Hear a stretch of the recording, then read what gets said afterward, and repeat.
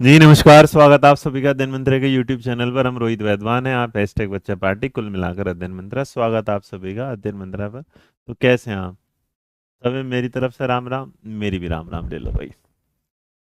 राम राम ले ली, चले क्लास की शुरुआत करें। हम्म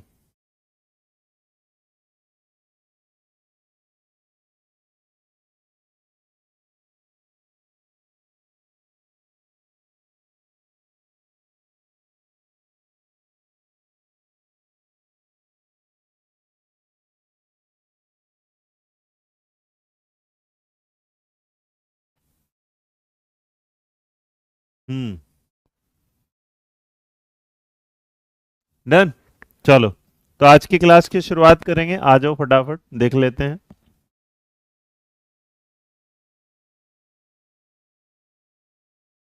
आ जाओ भाई, तुम 1 मिनट भी है ना।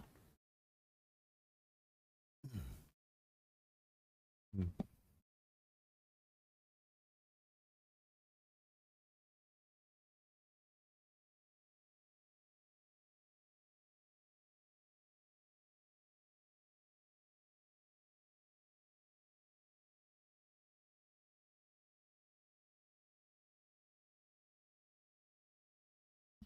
चलो ready. Good evening, good evening, good evening, good evening. आपके सामने हम आ जाते हैं यहाँ। सर मुझे सी टेट का बैच लेना है बेटा, अभी तो नहीं है। 115 अभी ना कुछ लोग हैं जो अभी हम एक वीडियो से पहले थोड़ी देर पहले मेरे को टीम ने एक मैसेज भेजा और हमने वो मैसेज डिलीट नहीं किए। तो ये किसी ने के सामने था, कोई सबसे पहला एक बंदा था, कोई मल्टास मुलित एएस किंग करके कुछ है। तो उन्होंने कहा सर जी आपका सीडीपी एनालिसिस तो बिल्कुल ही उल्टा पुल्टा निकला, है ना। उसके बाद दूसरे उसमें आए सचिन कुमार, हाँ भाई ये तो बिल्कुल है। फिर एक बोला भाई साहब आपको तो कोर्स ही बेचते हैं। फिर बोला सही बोला गलत था, हाँ मेरे भी कम हो गए, मेरे भी 4 गलत निकले। तो सही कहा बनाया आपने, दिमाग खराब हो गया। रोहित सर के हिसाब से सीडी में 25 थे अमन। एक काम करेंगे, मैं आपको सीडीपी के अपने आंसर की और सीडी के ऑफिशियल आंसर की दिखाता हूँ। तो मेरे को ये समझ में नहीं आ रहा कि आज का जो बच्चा है ना कितना एडवांस हो गया है, जिसे लगता है कि उसने कोई गलती ही नहीं करी। और मैं चाहता हूं कि अगर वो मेरी वीडियो ना यूट्यूब पर पड़ी हुई है और आंसर की भी वहीं पर पड़ी हुई है, जो ऑफिशियल वाली आंसर गई, दोनों को देखने के बाद मैंने सोचा यार द टाइम जो बताया और जो मिला आंसर, उसमें एक काम करना मेरे बच्चे, मैं तुम लोगों को बोल रहा हूँ और सोचो जो बंदा सामने आके इसको बोल रहा है तो ये कितना कॉन्फिडेंट होगा सीडीपी को लेके। तो एक बार उन आंसर्स को आप चेक करिएगा और चेक करने के बाद बताइए कि हमारी गलती है कि आपकी गलती है। ठीक है। मतलब समझ नहीं आ रहा मेरे को कि कुछ लोगों को इतना आजकल ना तुम्हारा ईगो, इसीलिए तो कोलबर्ग ये जो चैप्टर है ना मोरल जो डेवलपमेंट का है, ये बिल्कुल सही टाइम पर आया। ये ऐसी जगह से आया, मैंने सोचा, मैंने कहा चलो देख ही लेते हैं।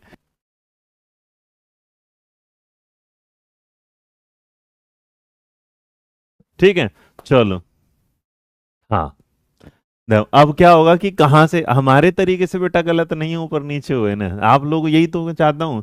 तुम लोग ना क्या करते हो, मान लो कि तुम्हें पता है कि तुम्हारे मम्मी पापा तुमसे पैसे नहीं देते, तो तुम्हारे मम्मी पैसे पापा पैसे नहीं दे रहे, तो तुम मम्मी पापा को जाके ना चार सुनाओगे, तुम क्यों नहीं हमारे लिए कमा रहे ये वाला। लेकिन तुम एक बार भी जाके सरकार को नहीं बोले, क्योंकि पता तुम्हारा बस नहीं चलेगा। तो तुम्हारा बस हमारे ऊपर तो चल जाता है, तुम्हारा बस सीबीएसई पे चलेगा नहीं। और इस बार देखो सी टेट की सीबीएसई का चैलेंज मैंने इसलिए नहीं किया क्योंकि मैं करता भी हूँ, तुम सोचते हो फिर मैं अपने लिए करता हूँ, इसलिए मैंने भैया वो किया नहीं था, है ना। तो बाकी तुम्हारी इच्छा है। मैं तो वीडियो के पहले सर आपका बहुत बहुत धन्यवाद, मेरा धन्यवाद मेरे बच्चे। मैं ये कहता हूँ कि कुछ लोग जो पढ़ते हैं उनका पास हो जाएगा, लेकिन कुछ लोग जो सिर्फ कमियां निकालने आते हैं, उनके लिए जीवन में कहाँ से क्या लेके आऊँ। तो इस क्लास की शुरुआत जब हुई है तो उस पर भी हम चर्चा करेंगे, लेकिन ये करना है वीडियो में। लेकिन यहाँ आपके सामने जब आ रहा है तो पियाजे कोलबर्ग गिलिगन सब कुछ है आपको। तो सबसे बड़ी बात है, इससे बड़ी बात नहीं हो सकती कि बच्चों को आंसर की भी चेक करनी नहीं आ पा रही। बताओ इसको कौन चेक करवाएगा? आंसर की चेक करनी आ रही, बताओ मैं कहाँ से कराऊं आंसर की चेक, है ना। वो तो बेटा तुम खुल गए, अब या तो तुम पेपर खोलो या आंसर की खोलो, हम यही कर सकते हैं, है कि नहीं? चलेगा, है ना। ऑक्सफोर्ड से तुम्हारा एडमिशन, सही कह रही है मौसमी। चलिए आज की क्लास में करेंगे, रीड का बैच आपके सामने है, ले सकते हैं, ये आपकी मर्जी का बैच है। बाकी ऐप पर जाइएगा वहां मिल जाएगा। फिलहाल मैं आपके सामने आज की क्लास का जिक्र कर रहा हूँ। तैयार आप हैं, तैयार मैं हूं, तो चलिए एक साथ करते हैं आज की इस क्लास की शुरुआत। जब आज की क्लास को हम पढ़ने वाले हैं तो आज की क्लास में हम जिक्र करेंगे इसका जीन पियाजे का नैतिक विकास का सिद्धांत। नॉर्मली अगर आप बात करेंगे जीन पियाजे के नैतिक विकास के सिद्धांत के साथ, तो आप कैसे समझेंगे, क्या समझेंगे, उसे देख लेते हैं कि जीन पियाजे देखो, नॉर्मली जो मेजर इंसान था वो तो हम कोलबर के रूप में आते हैं, क्या करते हैं, कोलबर के उसमें आते हैं, कोलबर। लेकिन अगर आप पढ़ेंगे तो आपने कई बार नोटिस किया होगा कि जीन पियाजे का नैतिक सिद्धांत जो है, जो आपने नहीं पढ़ा, वो नैतिक सिद्धांत कोलबर के सिद्धांत से पहले आया था। तो जीन पियाजे जब कहता है, ये भी कहता है कि बच्चे ना जो भाई अपनी क्या करते हैं, बच्चे जो नैतिक निर्णय लेते हैं, वो निर्णय उनके नैतिक विकास पर क्या करता है, निर्भर। तो जैसे अगर सी टेट में आंसर की में, ये देखो अब समझो जरा, एक सम नैतिक विकास समझा दो। सी टेट ये रहा, सी टेट का पहले पेपर आया होगा, उस पेपर के बाद सी टेट की आंसर की क्या है, इंस्टीट्यूट ने दी थी। और अब मैं एक काम और करूंगा, मैं भी ना सारे इंस्टीट्यूट की वीडियो डाउनलोड करूंगा, तुम लोगों के सामने एक रिव्यू लाके दूंगा कि किस किस इंस्टीट्यूट ने क्या क्या आंसर की थी और तुमने क्या क्या चेक किया। तो उनके पढ़ाने में गलती रही थी, तुम्हारे चेक करने में गलती रही थी, या तुम्हारा बस ब्लेम करना जरूरी था। तो यह, अब एक बात बताओ, सीटेट के पेपर में तुमने हमारी से, यहाँ वाली हमारी आंसर की से क्या किया है, मैच किया। देखो हमारी आंसर की से मैच किया, ये तुम्हारी समझ के साथ पेपर तुम दे के आए। तो पहले आंसर किसने लगाया, तुमने, उसके बाद उस आंसर को चेक किसने किया, तुमने, हमारी, और उसी आंसर को तुम चेक कर रहे हो ऑफिशियल सीटेट के आंसर की। अब ये है कि अगर तुम्हारा आंसर इनसे मैच नहीं हुआ तो तुम ये मान के चलते हो कि हाँ हमारा जो आंसर है वो क्या है, गलत, इनका क्या है, सही। तुम्हारे वाला जो आंसर है वो हमारे वाले से मैच हो गया तो तुमने कहा मेरा भी सही है नहीं। तो एक बात बताओ, जहां दो समझ एक साथ मिली होगी वो ज्यादा अच्छी होगी कि जहां एक समझ बिल्कुल अलग होगी। बट क्योंकि तुम्हारे अंदर इतना जोश है नहीं कि तुम प्रूफ लाओ, ढूंढ के लाओ इनके साथ मैच करने वाला, तो इसलिए तुमने नैतिक निर्णय क्या ले लिया, नैतिक निर्णय ये ले लिया कि मेरी आंसर की को गलत पहनने से पहले याद रखना तुम मेरी आंसर की को गलत नहीं बता रहे, या दूसरे टीचर की आंसर की को गलत नहीं बता रहे, तुम ये गलत बता रहे हो कि तुमने आंसर जो है वो गलत लगाया था, तुम्हारे गलत को हमने गलत बताया था, और तुम्हारे गलत को यहां पर क्या हो गया, इन्होंने सही बता दिया। तो नैतिक निर्णय क्या है, तुम्हें जैसा देश वैसा वेश, जैसा मुंह वैसा तमाचा करते हो। अब आपके सामने तुम ये सवाल ही नहीं उठाते कि आयोग ने जो जवाब दिया है उसने अपनी मर्जी से जवाब दे दिया। अरे मैं ये कहता हूं कि जो सीटेट का पेपर इस बार बना है, उसी सीटेट के पेपर को जिस मास्टर ने इस बार चेक किया था ना, उसी मास्टर से तुम आज के 2 महीने बाद चेक करवा लो, वो उसका आंसर अलग देगा। फिर तुम क्या बोलो, अरे गुरुजी क्या हो गए ये तो मैं क्या बोल रहा हूं, तुम्हारे निर्णय, तुम्हारी जो सोच है सिर्फ और सिर्फ इसलिए है क्योंकि तुम जाकर सीबीएसई पर सवाल ही नहीं उठा सकते। और वहां पर सवाल क्यों नहीं उठा सकते, उसके सामने भी जिक्र है, क्योंकि तुम्हें पता है उनसे सवाल उठाओगे तो वो जो मामा जी वहां बैठे हैं उन्होंने पहले ही कहा था, बेटा तुम लोग क्या करोगे, 1000 रुपए के लिए आपत्ति देना, हमारे लिए तुम्हें आपत्ति नहीं देने, हमारे लिए तुम 1000, अरे हम तो 999 बैच ही दे रहे मेरे यार। तो अब देखो, तो इसका मतलब तुम्हारे जो नैतिक निर्णय हैं, लेकिन तुम में से बहुत सारे लोग जो कमेंट के खिलाड़ी हैं, वो मेरे बच्चे एक बात तो है, वो बिल्कुल वो ना फुद्दू नहीं हो जाते हमारे यहाँ कि फुद्दू फसड्डी, जिसे सिर्फ बोलना बोलना आता है जो कुछ करते नहीं। तुम ऐसे ही बोलते रहना, ऐसे ही करते रहना, सीबीएसई और सारे बोर्ड तुम्हारे मजे लेते चले जाएंगे, फिर तुम जीवन में कहते रहना क्या। तो यहाँ तुम्हारे नैतिक निर्णय, इसका मतलब पियाजे का ये जो सिद्धांत है, ये आज लाइव एग्जाम्पल के साथ मैंने तुमने समझाया कि तुम्हारे अपने नैतिक निर्णय तुम्हारे नैतिक विकास पर भर होते हैं, और नैतिक विकास जैसा तुम्हारा छोटे तरीके से होगा, तुम छोटे सोचोगे, बड़ा होगा बड़ा। जितने भी बच्चे 1000 रुपए चेक, 1000 रुपए के लिए चैलेंज करते टाइम उनकी हालत खराब है, क्यों, क्योंकि उन्हें पता है इस बात के साथ कि 1000 रुपए देने के बाद भी उनके आंसर सही होने के कोई चांसेस है नहीं। ठीक है मेरे बच्चे, बस। और मैं इस बात को तो प्रूफ कर दूंगा, किसने जो जो जवाब दिया ना, चिंता ना करे, कल 5 तारीख है ना, अब तुमने एक टास्क और दे दिया तो तुम्हारे लिए एक टास्क और सही, ठीक है, डन। तो यहां इसके साथ तो नैतिक विकास का जो सिद्धांत है इसे पियाजे ने 2 तरीके से बताया, और जो तरीके से इन्होंने बताया तो ये 2 तरीके से बताते हैं। एक का नाम होता है आपका हेट्रोनोमस और एक का नाम होता है आपका क्या है, हेट्रो, और एक क्या होगा, ऑटो। फिलहाल एक बार समझ लीजिएगा। तो जो पहली शुरुआत ये क्या होती है, 2 से 8 वर्ष। लेकिन एक चीज दिमाग में रखना, अगर कभी भी सवाल आ जाए तो पियाजे ये कहते हैं कि वर्ष 5 तक, क्या कहते हैं, वर्ष 5 तक बच्चे में क्या है, नैतिकता की क्या रहती है, कमी रहती है, नैतिकता की कमी। तो जब आप देखते हैं तो नैतिकता की कमी जब होती है यहां पर, तो इसका मतलब आपके सामने जब ये सवाल आता है या ये जानकारी आती है तो नैतिकता के विकास, नैतिक विकास की जो अवस्थाएं होती हैं उसमें पियाजे कहता है कि बच्चे में 5 वर्ष तक नैतिकता की क्या होती है, कमी। लेकिन उसने नैतिक व्यवस्थाओं को 2 हिस्सों में बांटा, और जो 2 हिस्सों में बांटा उस 2 हिस्सों में उसने एक नाम दिया क्या, हेटेरोनोमस, जिसे बोला जाता है प्रायक्त नैतिकता की अवस्था, जिसे हिंदी में तुम समझ नहीं सकते। हेट्रो का मतलब होता है दूसरों पर आधारित, याद रखना। इसका मतलब हेट्रोनोमस वाली बात अगर आएगी तो यह, इसे नैतिक वास्तविकता की अवस्था, स्टेज ऑफ मोरल रियलिज्म या दबाव की नैतिकता की अवस्था भी कहा जाता है, जिसमें आप किसी के दबाव में आके काम करते हैं। जैसे मम्मी पापा ने कहा इस बात के साथ कि बेटा ये वाला काम मत करना वरना तुझे क्या मिलेगी, सजा मिलेगी, बेटा ये वाला काम मत करना वरना तुझे क्या है, टीवी देखनी नहीं। इसका मतलब आपकी जो सोच होती है वो आप पर नहीं होती, ये सोच क्या है, अदर के, जिसका दंड की वजह से, रिवॉर्ड की वजह से आप उस पर क्या करते हैं,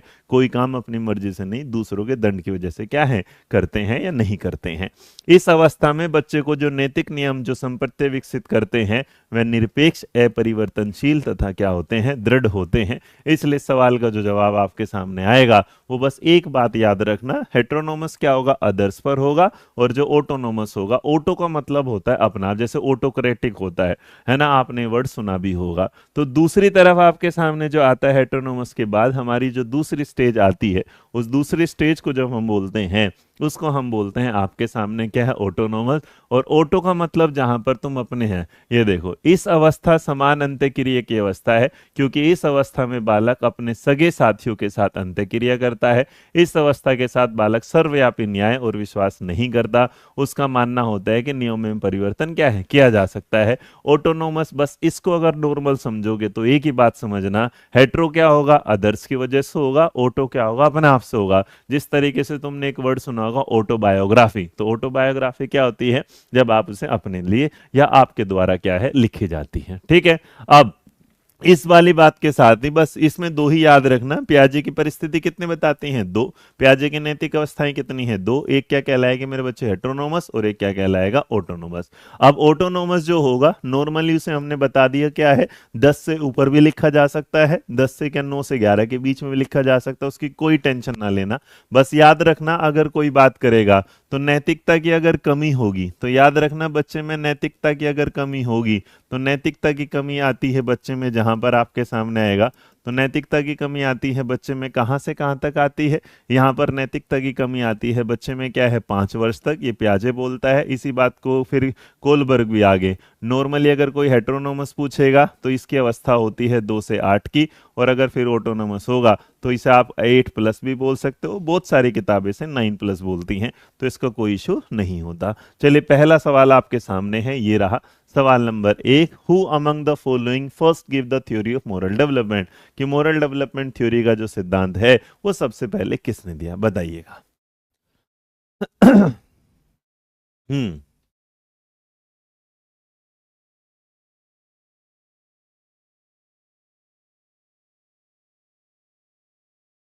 5 से कम नो मोरालिटी। चलिए सवाल आपके सामने पहला है, निम्न में से किसने सबसे पहले नैतिक विकास का सिद्धांत दिया, तो बताना जरा क्या होगा जी। हम्म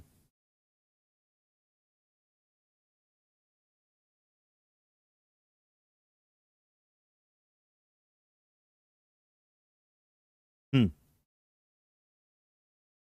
तो यहाँ सवाल अगर एक है तो सवाल नंबर 1 पर जो जवाब आ रहा है बहुत बढ़िया।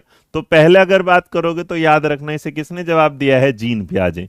तो जो जीन पियाजे हैं मेरे बच्चे, पहले जीन पियाजे देते हैं, फिर कोलबर्ग देते हैं, फिर उसके बाद कोलबर्ग के जो स्टूडेंट है गिलिगन उस पर बात करती है। तो इसलिए पहले सवाल का जो जवाब होगा वो ऑप्शन नंबर क्या होगा, ए। जिन्होंने ए चुना वो बिल्कुल सही है।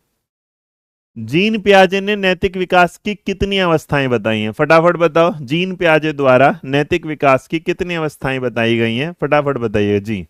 जीन पियाजे द्वारा, जीन पियाजे ने नैतिक विकास की कितनी अवस्थाएं बताई हैं। पहला दे रहे हैं 3, दूसरा दे रहे हैं 4, उसके बाद है 2, उसके बाद है 6, और उसके बाद है नॉट अटेम्प्टेड, जो तुम्हें नहीं पता। चलो बताइएगा जरा, दूसरे सवाल का जवाब क्या होगा। सवाल नंबर 2 का जो जवाब होगा वो क्या होगा, तो मेरे बच्चे 2 का जो जवाब है अभी देखा था। अगर बात करेंगे तो उन्होंने कोलबर्ग ने कितनी बताई है, 3। ये पियाजे की क्या है, कॉग्निटिव थ्योरी की 4 है। दो के बारे में बात करेंगे तो ये पियाजे का क्या है, मोरल डेवलपमेंट है। तो पियाजे का जो मोरल डेवलपमेंट है उसने उसमें कितनी बताई हैं, दो। देखो कुछ लोगों ने बता दिया चार, क्योंकि उन्हें याद होगा पियाजे का कौन सा स्टेटमेंट याद हो रहा होगा, कोग्निटिव डेवलपमेंट वाला। तो जितने भी चार लिख रहे हैं वो पियाजे की कौन सी बता रहे हैं, नैतिक नहीं। यहाँ देखो जीन पियाजे ने नैतिक विकास की पूछ रहे हैं, तुम लोग उसके क्या बता रहे हो, संज्ञानात्मक। तो अगर संज्ञानात्मक के बारे में, कोग्निटिव के बारे में पूछेंगे तो याद रखना संज्ञानात्मक की जो है वो क्या है, चार स्टेजेस बताता है, लेकिन मोरल डेवलपमेंट की कितनी है, दो ही स्टेजेस होंगी। अब आगे बढ़ते हैं और नया सवाल आपके सामने लाते हैं। नैतिक विकास में समान अंतःक्रिया की अवस्था क्या हो, the stage of equal inter, समान जो अंतःक्रिया होगा उसकी जो अवस्था है वो कौन सी होगी, बताइएगा। सवाल नंबर 3 का जवाब, सवाल नंबर आपके सामने 3 है और जो क्वेश्चन नंबर 3 है उसका जवाब आपको देना है क्या है, सवाल नंबर 3 का जवाब। तो नैतिक विकास के सिद्धांत में समान अंतःक्रिया की जो अवस्था होती है उसे हेट्रोनोमस बोलोगे, ऑटोनोमस बोलोगे, दोनों बोलोगे, क्या होगा। तो सवाल नंबर जैसे ही आपके सामने 3 आया है तो 3 का जवाब अगर आप देंगे तो अभी मैंने आपको बताया, बहुत बढ़िया, Jai Mahakal option number C, Tanveer C, Chandni Mishra C है, उसके अलावा सचिन कुमार सी है, उसके अलावा ये देखो। अब एक बात बताओ, मैं तुम्हें एक एग्जांपल देता हूँ इसी बात का, उसके बाद शीतल तोमर बोध देती हैं, बहुत सारे लोगों ने क्या दिया, option number C, option number C, option number C नहीं। अब ये बताओ मेरा पढ़ाना गलत हुआ कि तुम्हारा पढ़ना गलत हुआ या तुम्हारा जवाब लगाना गलत। अब मैं तो तुम्हें पहले ही बता के आया था कि जहां पर बच्चा अंतःक्रिया करेगा, ये बिल्कुल प्यार लिख से लिखा था समान अंतःक्रिया की अवस्था, ये लिखवाया, इसमें बताया, इसको ऑटोनोमस भी लिखवाया। लेकिन ना तुम्हारा तो अपना मन चल रहा है, क्योंकि तुम्हें भैया एक चैनल तो पसंद आता नहीं, तुम्हें चार चैनल। अभी तुमसे पूछो कि टीचिंग के कितने चैनल है, तुम गिनते गिनते थक जाओगे, इतने तुम जानते हो, मतलब सारे नहीं होंगे लेकिन कुछ लोग। लेकिन जो इधर उधर भटकते रहेंगे उनका भाई मैं क्या भगवान क्या, वो दूसरे वाला बेचारा भी भला नहीं कर सकता। तुम्हें जहां जिस जगह पढ़ना है तुम वहां जाके पढ़ो, लेकिन ऐसे बार बार धक्के मत खाओ। अब देखो इस अवस्था को समझाने के बाद भी तुमने आंसर क्या दिया, ऑप्शन नंबर सी, क्योंकि तुम्हें मोहब्बत है दोनों जगह जाने की। अरे पगलो, अभी तो बताएं अंतःक्रिया जब भी होगी वो किसके पास जाएगी, ऑटोनोमस। और जो ऑटोनोमस है वो कौन से ऑप्शन में मिल रहा है, सवाल का जवाब ऑप्शन नंबर क्या होगा, बी। नंबर 4 का जवाब दो।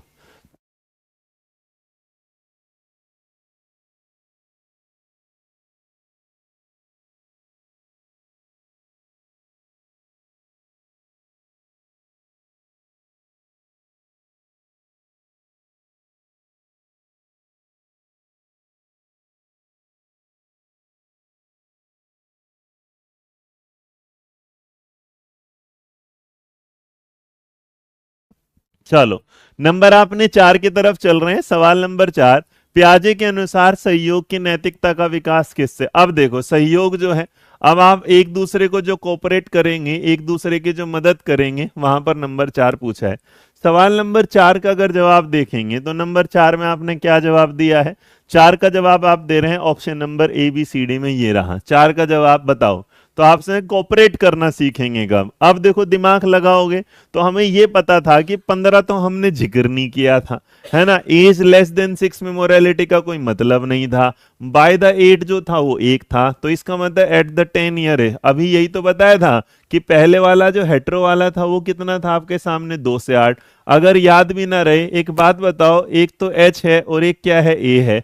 मेरे बच्चे एक बात बताओ, सबसे ईमानदारी वाली बात, तुम्हें ये तो जीवन में पता होगा ना कि जो अंग्रेजी का लेटर होता है एच, वो कितने पर आता है, 8 पर आता है। तो इसलिए मेरे बच्चे देखो A B C D E F G, और ये क्या है एच, तो देखो ये 3, ये 3 और ये क्या 2। तो बस हेट्रोनोमस का 8 याद रखना कि 8 साल तक कौन सी चलती है, हेट्रोनोमस। 8 के ऊपर जो जाना है वो क्या हो जाएगा, ऑटोनोमस। तो इस सवाल का अगर आपने जवाब चुना होगा तो जितने लोगों ने ऑप्शन नंबर बी चुना है वो मेरे बच्चे बिल्कुल क्या है, सही है। 10 वर्ष या उससे अधिक के वर्ष में बच्चा क्या करता है, नैतिकता के रूल में एक दूसरे की मदद करना सीख लेता है। तो जितने लोगों ने इस सवाल का जवाब बी दिया, तो क्या उन्हें ये याद रहेगा कि हेट्रोनोमस जो होगा एच से क्या रहेगा, ए। डन,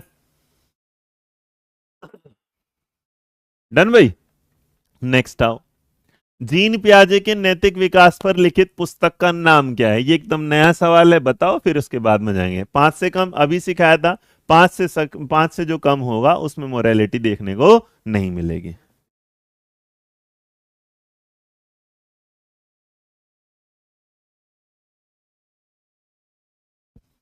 नंबर आपके सामने आता है, सवाल का जवाब 5 आएगा। जीन पियाजे की नैतिक विकास पर लिखित पुस्तक का जो नाम क्या है वो क्या है।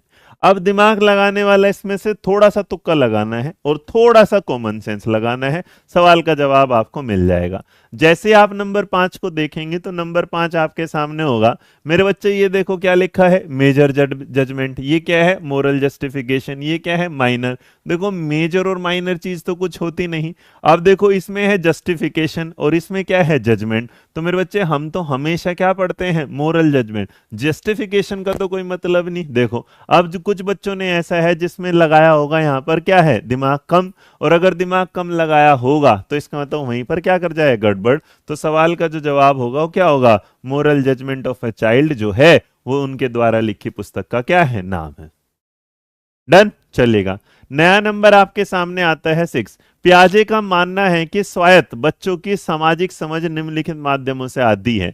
मतलब जो social understanding of autonomous children comes about, तो किसके द्वारा आएगी, बताओ। पियाजे का मानना है कि बच्चों में जो अपने आप से समझ आती है वो किसके द्वारा आती है, बताएं। बेटा कल सुबह फोन कर लेना, केवीएस के बैच की इंफॉर्मेशन अब कल सुबह होगी, है ना। चलो। हम्म।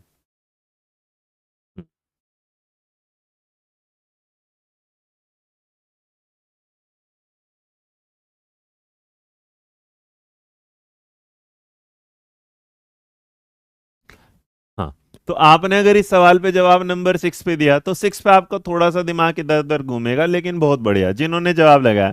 बेटा ना तो इसका मतलब यहाँ पर माता पिता को पेरेंट को करने वाली बात, सेटिंग करने की कोई जरूरत नहीं। बायोलॉजी क्या कहता है, the mutual give and take of peer relation. इसका मतलब आपका जो सामाजिक समझ है वो तब बनती है जब आप एक दूसरे के साथ अच्छे से क्या करते हो, बात, और उसी के साथ आप रिलेशन क्या करते हो, लगाते हो। तो सवाल का जवाब ऑप्शन नंबर डी, जिन्होंने कॉमन सेंस लगाया उनका जवाब भी बिल्कुल क्या है, सही आया। स्वायत्त नैतिकता और परायत्त नैतिकता के बीच एक बड़ा अंतर यह है कि स्वायत्त नैतिकता विचारक इस पर ध्यान केंद्रित करते हैं। मतलब ऑटोनोमस और हेटेरोनोमस में एक मेजर डिफरेंस है, आपको वही बताना है। बताइए जी।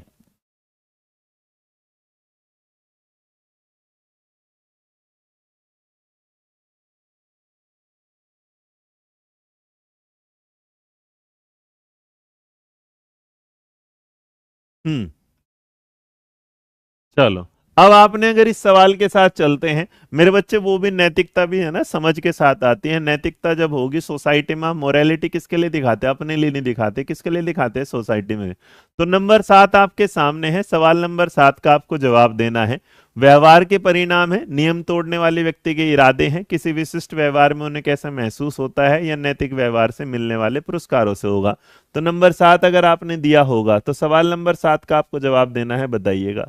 सवाल नंबर 7, बहुत बढ़िया। 7 का जवाब जितने भी मेरे बच्चों ने ऑप्शन नंबर सी दिया है वो कहना चाहते हैं वे specific behaviour makes them feel करता है। तो आपने इस नंबर 7 को जवाब दिया, और 7 का जवाब पोल के साथ, एक बार साथ में पोल देना भाई।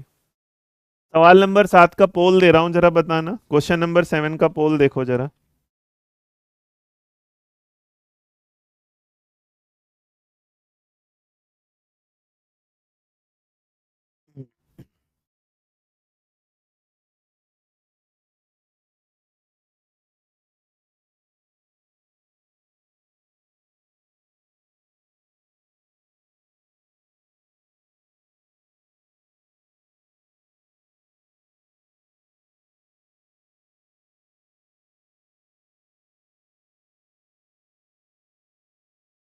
हम्म।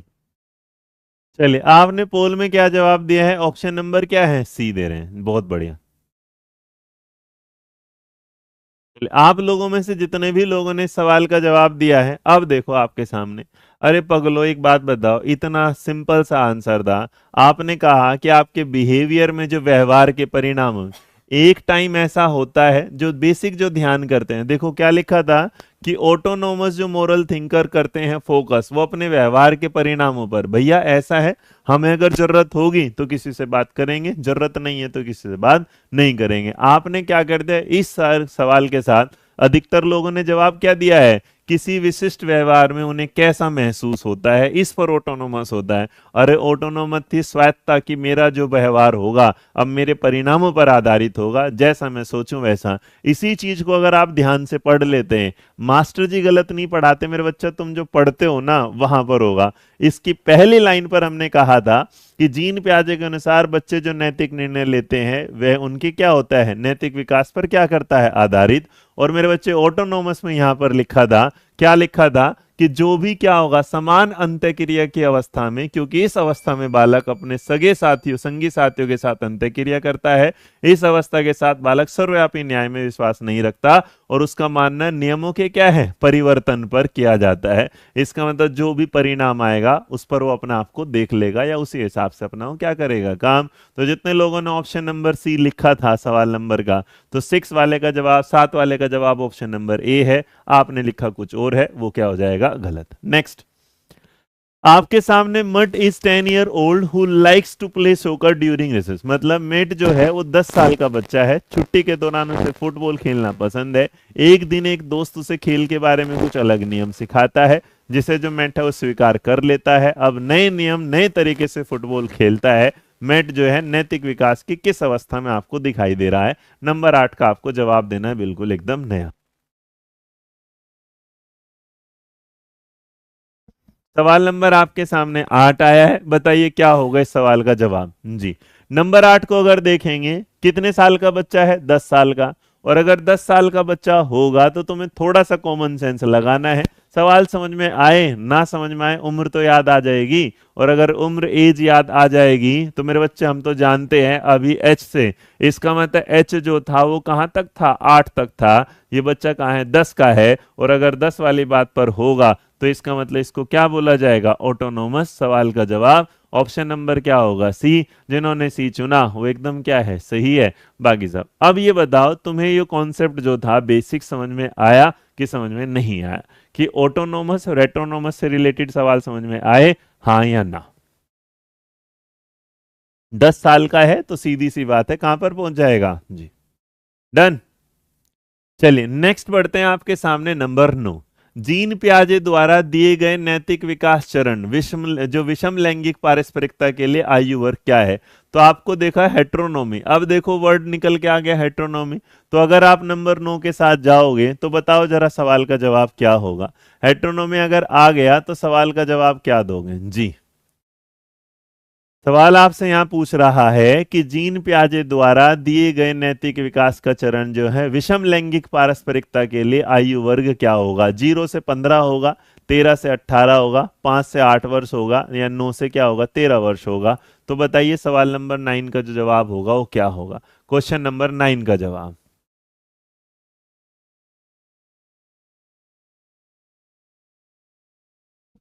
हम्म 9 का जवाब अगर आप दे रहे हो तो अगर आपके सामने 9 नंबर का यहाँ जवाब देख रहे हैं तो यहाँ कहना चाहता है कि सीधे सीधा बात है कि रेसिप्रोसिटी जो होगा किसके बारे में बता रहे हैं, कि जो विषम लैंगिक पारस्परिकता के लिए जो आयु वर्ग होगा वो क्या होगा। तो एक बात तो कंफर्म है, बड़ा प्यारा सा, कि ना तो 0 से 15 हो सकता, ना 0 से क्या 13 से 18 हो सकता, ना 9 से क्या था 13। लेकिन इसका मतलब हम तो ये समझ ही गए कि सवाल का जो जवाब आ रहा है आप क्या दे रहे हो। अब इस सवाल को थोड़ा सा समझ लेते हैं। यहाँ आप लोगों ने इस सवाल का जवाब ऑप्शन नंबर सी में जो दिया है वो आपने दिया है, ओ सॉरी, ऑप्शन 9 का जवाब ऑप्शन नंबर सी दिया। अब आपका इस सवाल का जवाब थोड़ा सा जरा इसे सुधार लेते हैं और बता देते हैं। ऐसा हुआ कि जब पियाजे अपने अंडरस्टैंडिंग समझा रहा होता मोरल जजमेंट की, तो इसके बीच में ना वो स्टेजेस में क्या करता है, 4 स्टेजेस में से बांट देता है। और जब 4 स्टेजेस में बांट देता है तो पहला कहता है उसका प्री मोरल पीरियड, क्या कहलाता है, उसे जो बोला जाता है, ये वर्ड याद रखना, इसका मतलब नहीं। तो जो पहले वाला बोलता है प्री मोरल पीरियड, तो प्री मोरल का मतलब होता है कि उसमें उसे नैतिकता के बारे में नहीं पता, जिसमें उसे गाइडेड ही नहीं होता। तो ये जो मेरे बच्चे होता है, आप इसे कह सकते हैं 0 से क्या होगा 5 ईयर्स, जिसको हमने एक बात जानी थी, जिसको हमने क्या बोला था, लैक ऑफ मोरालिटी, मतलब नैतिकता की क्या होती है, कमी। प्री मॉडल के बाद वो एक के बाद फिर दूसरी देता है, जिसके सामने आपका जो जवाब आता है तो उसे बोला जाता है हेट्रोनोमी, जो आपके सामने HETERONOMY। तो जो होता है उसमें आता है हेटेरोनिमिक अथॉरिटी। ए अथॉरिटी होता है किसी चीज के बारे में उसने क्या कर दिया कि भाई हाँ अब बच्चा क्या है कि सामने वाले को क्या है उसकी अथॉरिटी मिल गई करना। तो जो अथॉरिटी होती है ये रिवॉर्ड और पनिशमेंट पर रेगुलेट करती है। तो अगर उसे कुछ इनाम मिलेगा तो उसका काम करेगा, या उसे किसी चीज का दंड होगा तो वो काम नहीं करेगा। तो इसलिए इस सवाल के साथ अगर आएगा तो ये जो स्टेज होती है इसको बोला जाता है 5 to 9 ईयर। क्या बोला जाता है? 5। और जो तीसरी स्टेज होती है उसको हम बोलते हैं हमारा हेटेरोनोमर रेसिप्रोसिटी। इसकी जो एज होती है मेरे बच्चे याद रखना 9 to क्या होता है 13। तो इसने जब पूरा बांटा, ये चार बिल्कुल अलग स्टेजेज होती है और लास्ट वाली होती है ऑटोनोमी एडोलसेंस। क्या याद होता है? याद रखना AUTONOMY एडोलसेंस। तो ये चार लिख लेना, कोई बात नहीं, ये आपको नहीं पता था। तो जो ऑटोनोमी एडोलसेंस की होती है याद रखना ये होता है 13 से 18। तो अगर आपके सामने सवाल आ जाए तो नया सवाल था, तो जितने लोगों ने सी जवाब दिया वो गलत हो गया। सवाल का जो सही जवाब होगा वो ऑप्शन नंबर क्या होगा? डी। ये स्क्रीनशॉट ले लीजिएगा, आपके सामने काम आ जाएगा। जब जब आपके सामने ऐसा सवाल आए तो जब वो एज ग्रुप पर बात करता है तो याद रखना उसने कितनी स्टेजेज बताई थी? चार। पहला क्या है? ऑटोनोमी वाले में जो बता रहा है प्रीमोरल पीरियड बताता है जो पहले 5 साल होगा। हेटेरोनोमी की जो अथॉरिटी होती है 5 और 9, जिसमें वो रिवॉर्ड और पनिशमेंट पर बात करता है। उसके बाद हेटेरोनोमी की एक रेसिप्रोसिटी होती है जिसे 9 से 13 में बात करता है। और ऑटोनोमी का जो एडोलसेंस होता है उसे वो क्या रहता है 13 से 18। ये उसके स्टेजेस में बिल्कुल फिक्स है। पहला, जहां पर अगर प्री में है तो लैक ऑफ मोरालिटी है। जहां पर मेरे बच्चे अथॉरिटी वाली बात है वहां पर वो क्या करता है? पनिशमेंट एंड रिवॉर्ड पर बात करता है। जहां पर उसके सामने आ जाते हैं हेटेरोनोमी के रिसोर्स, उसमें वो क्या करता है? ये स्टेज होती है जिसमें बच्चा क्या है कि भैया हमें अगर तुम ये नहीं दोगे तो हम ये काम नहीं करेंगे। और उसके बाद जब फुल्ली रिस्पॉन्सिबल हो जाता है उसको ऑटोनोमी एडोलसेंस। तो ये चार स्टेज होती है। अब इसे अगर पूरा हिंदी में जानना चाहते हो तो बड़ा मुश्किल वाला काम होगा। जितने भी लोग हैं, देखो ये एक नई चीज है, आपने आज तक पियाजे के मोरल डेवलपमेंट को पढ़ा नहीं है। और अगर मोरल डेवलपमेंट को नहीं पढ़ा तो इसलिए फिर मेरे लिए क्या होगा, आपको चीजें रटवानी है। अब सुनो दो बातें।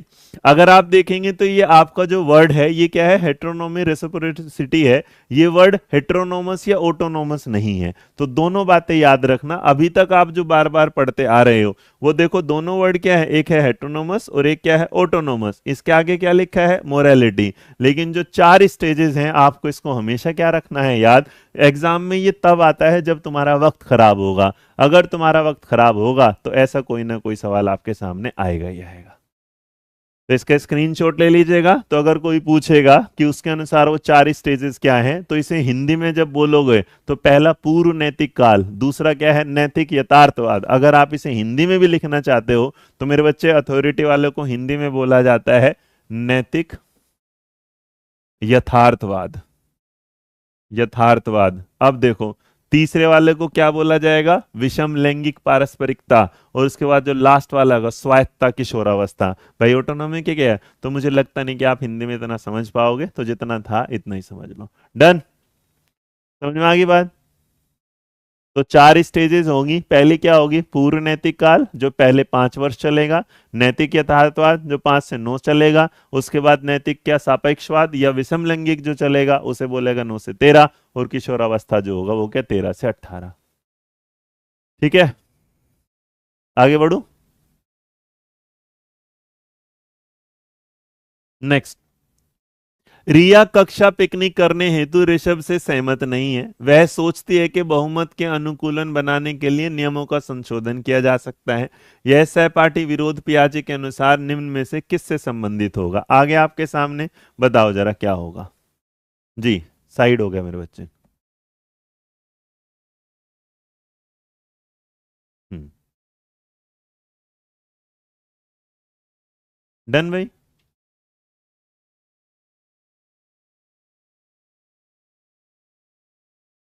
दीजिएगा इस सवाल का जवाब। चले, चलो। अब आपसे पूछा जा रहा है नंबर 10, और नंबर 10 का आपको जवाब देना है। बताइए सवाल नंबर 10 का जवाब दीजिएगा फटाफट। नंबर 10 का अगर आप जवाब दे रहे हैं, सवाल number 10 option number A B C, तो 10 का जो जवाब होगा मेरे बच्चे इसका मतलब वो क्या कर रहे हैं, एक दूसरे के साथ क्या कर रहे हैं, बात कर रहे थे, ग्रुप में थे, तो ना तो हेट्रो वाली बात, ना कोग्निटिव, ना रिएक्शन वाली, उसे क्या बोला जाएगा, मोरालिटी ऑफ क्या है, कोऑपरेशन वाली। इसका मतलब एक दूसरे के साथ सहयोग वाली बात। अब तुमने सवाल में जो जवाब दिया होगा ऑप्शन नंबर ए, देखो, रिया कक्षा पिकनिक करने हेतु ऋषभ से सहमत। दो लोग हैं, पिकनिक पर जा रहे हैं, दोनों एक दूसरे की बात से सहमत नहीं है, दोनों सोचते हैं कि जो बहुमत होगा उसके हिसाब से नियम क्या करेंगे, चेंज कर लेंगे। यह सहपाठी जो विरोध है पियाजे के अनुसार, ये एक नॉर्मल बेसिक सी टर्म है, और बेसिक टर्म ये कह रही है कि दोनों एक दूसरे की बात से सहमत नहीं है। तो इस सवाल का जो बेसिक जवाब है वो क्या है, ऑप्शन नंबर क्या है, डी। ना यहाँ अपनी हेट्रो है, ना कोग्निटिव है, ना रिएक्शन है, ये मोरालिटी ऑफ क्या है, कोऑपरेशन होगा। चले भाई। मेरे बच्चे अंकिता जितनी थ्योरी मैं यूट्यूब पर पढ़ा सकता हूँ उससे ज्यादा पढ़ाता हूँ, तो मेरे को लगता है वो इसी काफी होगी ये वाला। नेक्स्ट नंबर आएंगे, लेकिन उससे पहले कोलबर्ग का क्या है थोड़ा सा सिद्धांत देख लेते हैं। जब आप कोलबर्ग के सिद्धांत पर बात करते हैं, जब आप कोलबर्ग के सिद्धांत पर बात करते हैं, तो कोलबर्ग के अनुसार छात्रों में नैतिकता का जो विकास है वो जन्मजात नहीं होता, बल्कि समाज द्वारा होता है। तो यही वाली बात जो प्याजे वाली बात थी, इसको ये आगे बढ़ाते हैं कि बच्चों में लैक ऑफ मोरालिटी जो है वो 5 वर्ष तक नहीं होती, मतलब बच्चों में कोई भी मोरालिटी 5 वर्ष के बाद जन्म लेती है, 5 वर्ष से पहले जन्म नहीं लेती जी।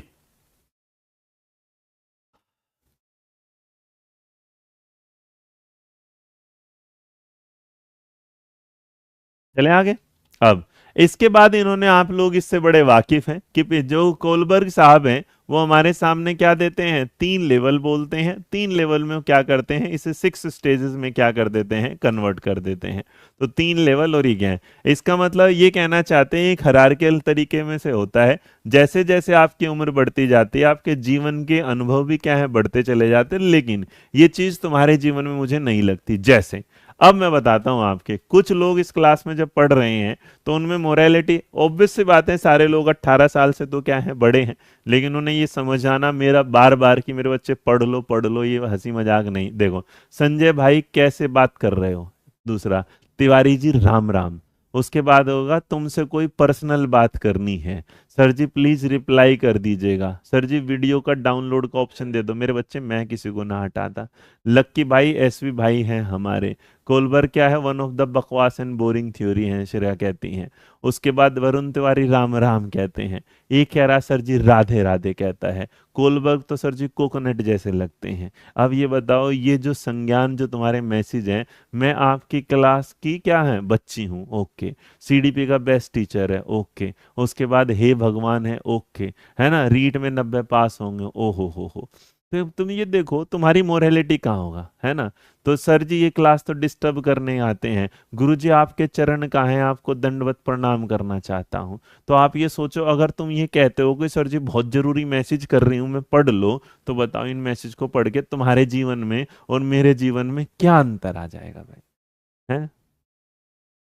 तो ये मनोविज्ञान है कि तुम्हारे अंदर का मनोविज्ञान कह रहा है कि सर जी मैसेज पढ़ लो, मेरे अंदर का मनोविज्ञान कह रहा है कि तुम कोलबर्ग को पढ़ लो, लेकिन नहीं। अब वो तो 4-5 तो मैसेज ऐसे हैं जिन्हें मैं पढ़ नहीं सकता, जब इस्माइल आंख में दिखा रहे, अब उन मैसेज को तो मैं पढ़ ही नहीं सकता जो फालतू की इमोजी भेजते हो तुम। ये तो जो शब्दों वाले हैं वो पढ़ पा रहा हूं, बाकी तो मैं पढ़ ही नहीं रहा। तो ये तो यहाँ देखो मोरालिटी इसमें तो है, मोरल मोरल नैतिकता इस बात के साथ कहती है कि क्लास पढ़ने के लिए लगाई है, ना कि चैट पढ़ने के लिए लगाई है। तुम्हें टॉपिक पढ़ने हैं, तुम कुछ और ही पढ़वा रहे हो भैया। आओ। अब नैतिकता की इस सारी चीज को समझाने के लिए हमारे सामने क्या है, वो कुछ बात बताते हैं, जैसे मोरल रियलिज्म। रियलिटी इस बात के साथ है, यथार्थ। देखो रियलिज्म का मतलब होता है, यथार्थवाद का मतलब कि जो भी है भैया, जैसे कुछ रूल क्या है, निश्चित हैं और कठोर होते हैं जिन्हें आप तोड़ नहीं सकते। जैसे ट्रैफिक सिग्नल नियम को तोड़ने पर आपको क्या है, सजा मिलेगी, आपका चालान काटा जाएगा। तो रियलिज्म का आर से समझ लेना मेरे बच्चे रूल। इसका मतलब मोरल रियलिज्म कहता है कि समाज में कुछ ना कुछ चीज को कायम रखने के लिए नियम बनाए जाते हैं। जैसे मान लीजिएगा इस तरह, जैसे सीटेट वाले अगर 1000 रुपए ना रखें तो तुम्हारी तरफ से तो तुम्हारा जो भी सवाल गलत है वो, इसका मतलब सीटेट के आंसर की में गलत है, तुम तो सारों पे चैलेंज कर देंगे। तो वो इसलिए कि चलो तुम्हें डर रहे चैलेंज करते टाइम, ये उसका दूसरा सोच है। बट 1000 रुपए लेना भी कहीं ना कहीं ताल्लुक तो इतना, भाई एक सवाल 1000 रुपए का अपना आप में बहुत बड़ी बात है। है तो नैतिकता तो नहीं जताते, क्योंकि एक बच्चे के पास सवाल को चैलेंज करने के लिए 1,000 रुपए कहाँ से आएगा? ऑब्वियस सी बात है, वो अपने मम्मी पापा से मांगेगा। और अगर अपने मम्मी पापा से मांगेगा तो मम्मी पापा तुमसे क्या बोलेंगे? सीधा सीधा है, एक काम कर बेटा, 1,000 रुपए का दोबारा फॉर्म भर ले, वैसे भी तुमसे जीवन में इस बार पास नहीं होता, अगली बार ट्राई कर लियो। तो सेम तरीके से जहां रूल फिक्स होते हैं उसे क्या बोला जाएगा? रियलिज्म।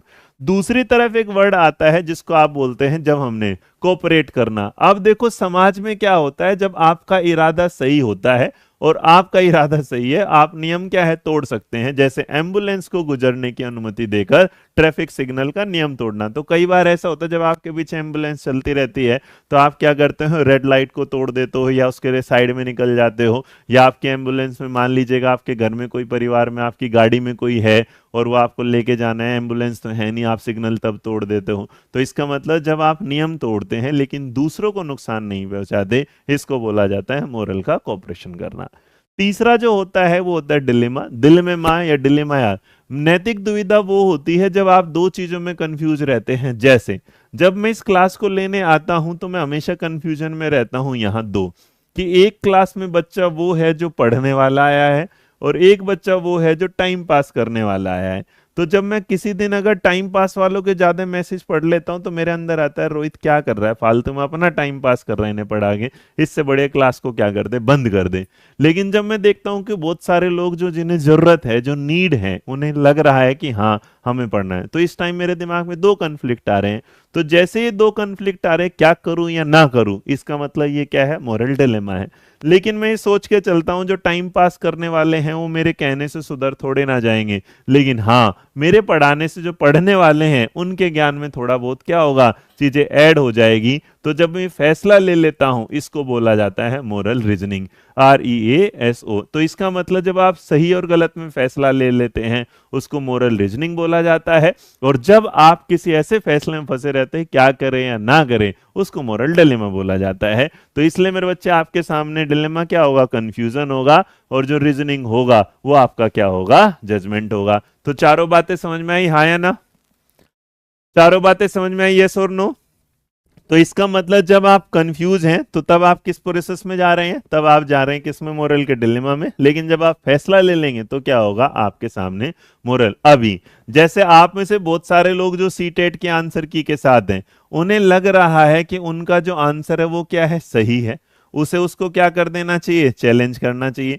चैलेंज करते टाइम उसे पता है कि क्या लगेंगे? 1,000 रुपए। तो इसका मतलब 1,000 रुपए उसके पास है नहीं, आंसर उसका सही है, चैलेंज करने में जो कंफ्यूजन है उसको क्या बोला जाएगा? Moral dilemma. और जब कहेगा देखी जाएगी, जो भी आंसर अपना आप बदल जाएगा, हम कोई आंसर की चैलेंज नहीं करते, तो ये फैसला लेना क्या कहलाएगा? Moral reasoning. बात सही समझ में आ गई, हाँ या ना?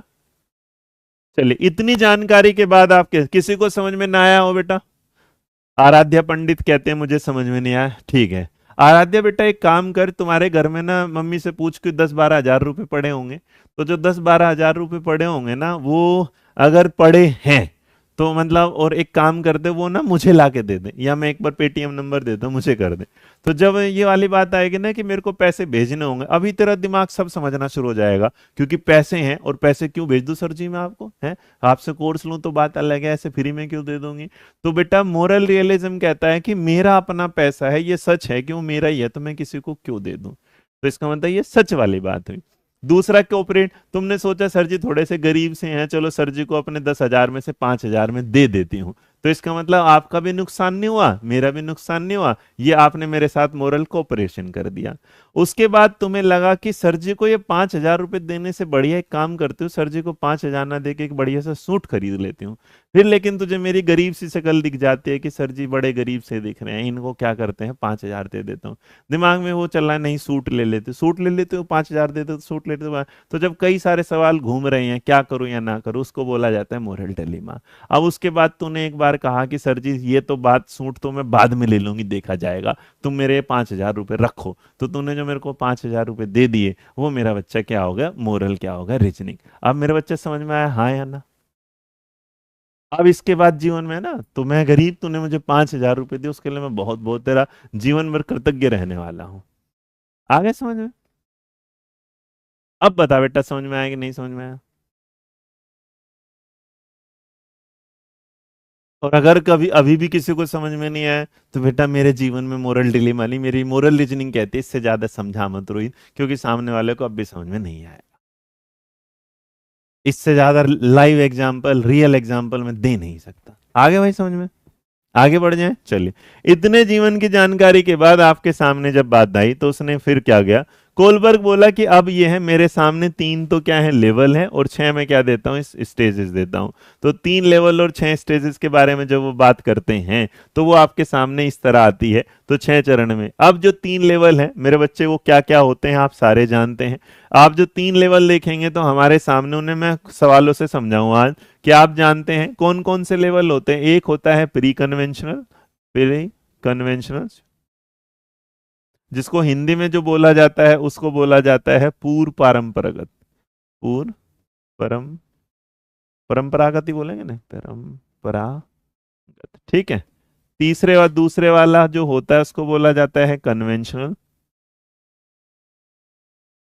कन्वेंशनल जिसको बोला जाता है परंपरागत।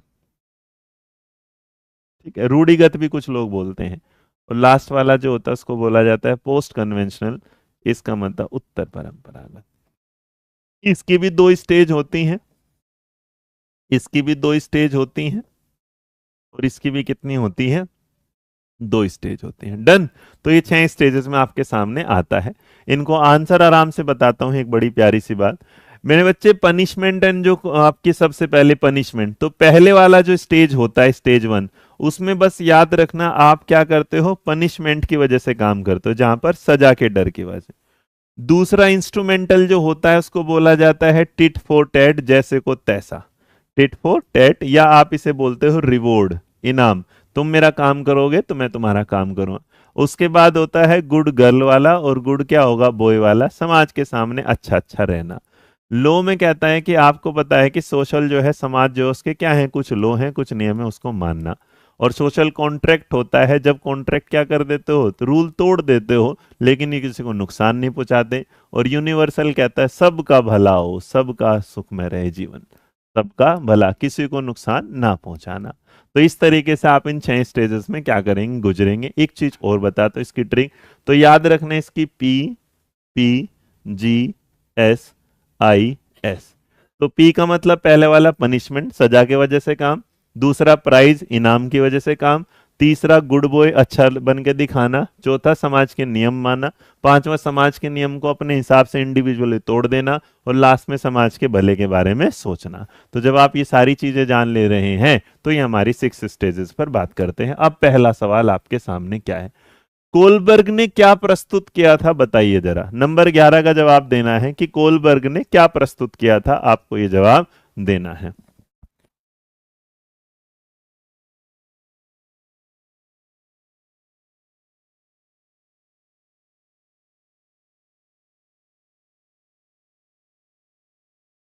चलिए, नंबर 11 का आप जवाब दे रहे हैं, क्या होगा जी?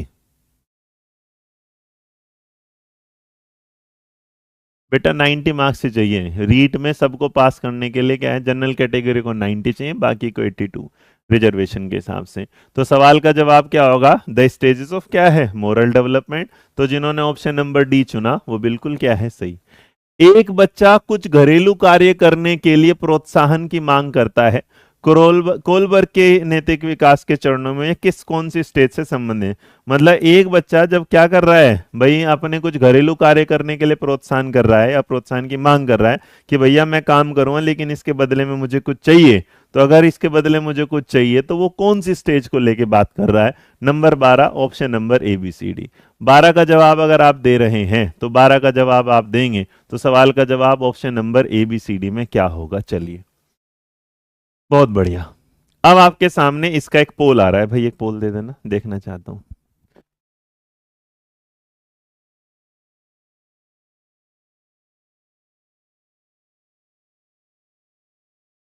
क्वेश्चन नंबर 12 पोल दे दीजिएगा। हम्म।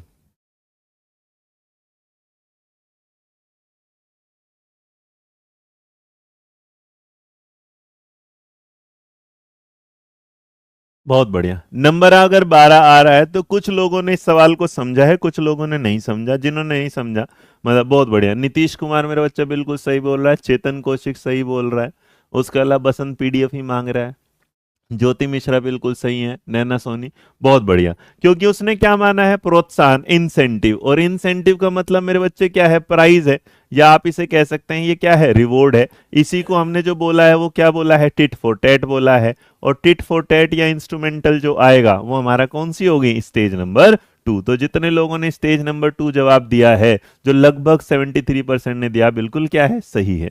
नेक्स्ट नंबर आपके सामने आता है, कोलबर्ग के सिद्धांत के अनुसार नैतिक तार्किकता डैश पर आधारित या डैश पर निर्भर होती है। नंबर 13 का आपको जवाब देना है। सवाल नंबर 13 का आपको जवाब देना है, बताइएगा।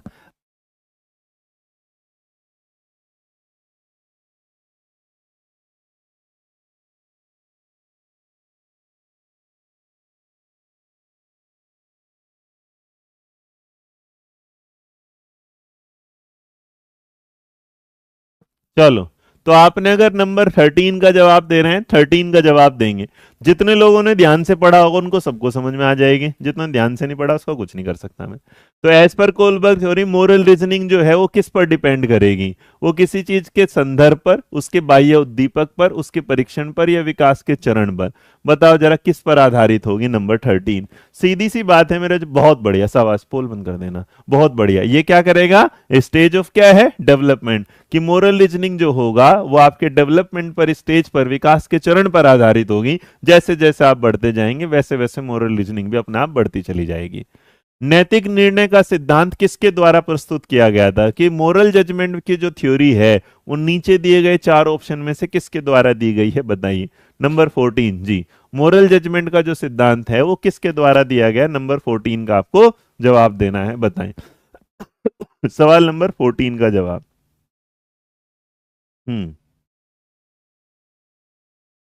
Question number 14, option number ABC. तो जितने लोगों ने, बहुत बढ़िया। जिन्होंने कहा कोहलर गलत, थोंडाइक गलत, ये सीधा सीधा क्या है, लॉरेंस कोलबर्ग द्वारा दिया गया। आपने सवाल का जवाब सी चुना, परफेक्ट एकदम। कोलबर्ग के नैतिक निर्णय की निम्नलिखित अवस्थाओं में से कौन सी अवस्था प्याजे की अवस्थाओं के साथ कई विशेषताएं साझा करती हैं, बोल। मतलब जो थ्योरी जो है प्याजे ने बोली है और जो क्या है कोलबर्ग ने बोली है, दोनों में से कौन सी ऐसी चीजें हैं जिसको वो मैच करवा रहा है। नंबर 15, सवाल नंबर 15 का जवाब देना है आपको। देखो क्या कह रहा है, ध्यान से समझना, कि कोलबर्ग के नैतिक निर्णय की निम्नलिखित अवस्थाओं में से कौन सी अवस्था प्याजे की अवस्थाओं के साथ विशेषताएं साझा करती है। मेरे बच्चे याद रखना, प्याजे जब बोलता था तो उसने हेट्रोनोमस बोलिया और क्या बोला, ऑटोनोमस। हेट्रोनोमस में वो कहना चाहता था इस बात के साथ कि जो बच्चा है, हेट्रोनोमस में क्या करता था, बच्चा प्राइज की वजह से या बच्चा क्या कर रहा है भाई, पनिशमेंट की वजह से। तो एक बात तो तय है कि स्टेज नंबर 1 और 2 तो जरूर जरूर होगा। तो 1 और 2 इसमें है, ठीक हो गया। 1 और 2 इसमें है लेकिन और कहीं नहीं, तो इसका मतलब बाकी 2 ऑप्शन तो हो गए गलत। अब बचता है आपके सामने 15 का जो जवाब होगा, उसमें क्या है। अब वो कहता है ऑटोनोमस में क्या करेगा बच्चा, भैया अपने उसमें अच्छा बुरा देखेगा, तो गुड गर्ल और समाज के साथ अपने रूल पर। तो सवाल का सीधा सीधा जवाब आ जाता है, ऑप्शन नंबर क्या होगा, ए। जिन्होंने इसका जवाब ए चुना, जो मुझे बहुत कम लोगों का देखने को मिल रहा है, तो कॉमन सेंस लगाना था, इसने सवाल अपना आप ही जवाब, उसने तो सिर्फ 2 ही चीजें बताई थी, हेट्रोनोमस और ऑटोनोमस, उसी में उसने बता दिया था। तो इसलिए सवाल का जो जवाब है वो क्या होगा, चरण 1 है, चरण 2 है और चरण क्या हो जाएगा, 3। तो सवाल का जवाब 15 का ऑप्शन नंबर ए, जिन्होंने चुना वो बढ़िया, एकदम फर्स्ट क्लास। नेक्स्ट, कोलबर्ग के अनुसार सही और गलत के प्रश्न के बारे में निर्णय लेने में शामिल जो चिंतन प्रक्रिया होता है उसको क्या बोला जाता है। बाकी लाइक शेयर सब्सक्राइब अपने आप से करते रहिएगा भाई। सवाल का जवाब दीजिएगा नंबर 16, और सवाल नंबर 16 का जो जवाब होगा वो क्या होगा, बताओ।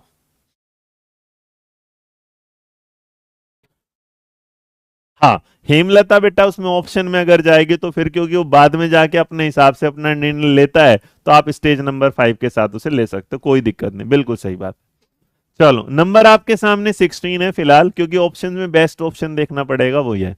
तो नंबर आपके सामने अगर आपके ये रहा 16 नंबर, तो सवाल नंबर 16 जब आपके सामने आ रहा है तो आपने इस सवाल में जो जवाब दिया 16 में, तो जितने लोगों ने इस सवाल का जवाब दिया है, ऑप्शन एक बार वो देना भाई, बोलना।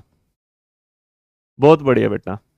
कुछ लोग तो बेचारे पेपर पास हो गए तो खुश हैं, लेकिन कुछ लोग तो भी आंसर की में बिचले पड़े हैं। देखना पड़ेगा मेरे को। हम्म।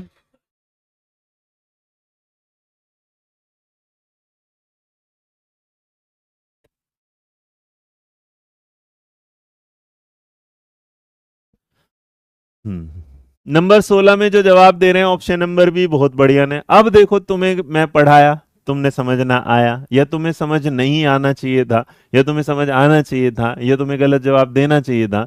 जितने लोगों ने सवाल का जवाब ऑप्शन, जैसे मनीष भी ऑप्शन नंबर बी दे रहा है, नैतिक दुविधा, तो 16 नंबर का जितने भी लोगों ने जवाब दिया, इसमें मैंने सीधा बताया था कि क्या लिखा है, जजमेंट लिखा हुआ है। और मैंने कहा था कि जब निर्णय लेने वाली बात आएगी, रिजल्ट वाली बात आएगी, तो याद रखना।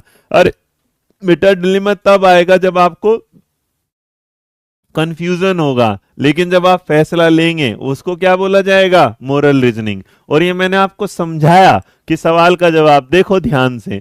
जब आपको समझा रहा था तो वहीं पर आपके सामने एक चीज थी कि मोरल जो रीजनिंग होगा, क्या लिखा था कि जब आप निर्णय, जजमेंट जजमेंट जजमेंट, यहां भी समझाया था कि जब आप एक फैसला ले लोगे, जब तक नहीं ले पा रहे फैसला तब तक डिलेमा है, लेकिन जब ले लोगे फैसला उसे क्या बोला जाएगा, रीजनिंग बोला जाएगा। और जो रीजनिंग है वो जजमेंट है। जितने लोगों ने सवाल का गलत दिया है जवाब, अब एक बात बताओ, एग्जाम में मैं उनकी जान कैसे बचाऊं, एग्जाम में उनकी जान में कैसे बचाऊं। तो उन्होंने अपनी जान तो खुद दे दी ना इस सवाल में। तो सवाल का जवाब ऑप्शन नंबर क्या था, डी। आपने 72% लोगों ने लिखा ऑप्शन नंबर बी। और उसके बाद तुम बोलोगे कि सर जी ने गलत करा दिया था, क्योंकि सर जी ने तो मोरल डिलेमा ही बताया था, है ना। आप इन्हीं चीजों में फंस जाते हो क्योंकि आपको लगेगा ओ माय गॉड। डन। तो मेरे बच्चे याद रखना, जब फैसला लोगे तब क्या कहलाएगा आपका। उस बच्चे को कहानी में यही तो समझाया था कि जब वो सोच रही है कि सूट लू कि पैसे दू, सूट ले के पैसे दू, और उसने जब आखिरी में पैसे दे दिए, तो इसका मतलब मोरल रीजनिंग हो गया। नेक्स्ट नंबर देखो यहां, आपके नंबर 17 है। लॉरेंस कोलबर्ग ने आपसे पूछा है कि एब्सेंस ऑफ जो मोरालिटी होगी वो कौन, मतलब लैक ऑफ मोरालिटी जो होगी वो कौन सी स्टेज में होगी। बहुत प्यारा सवाल, जवाब दीजिएगा फटाफट जी। हम्म, बहुत बढ़िया। नंबर आपके सामने आ गया हमारा नया, जिसको हमने नाम दिया है सवाल नंबर 17। बताओ क्वेश्चन नंबर 17 क्या होता है।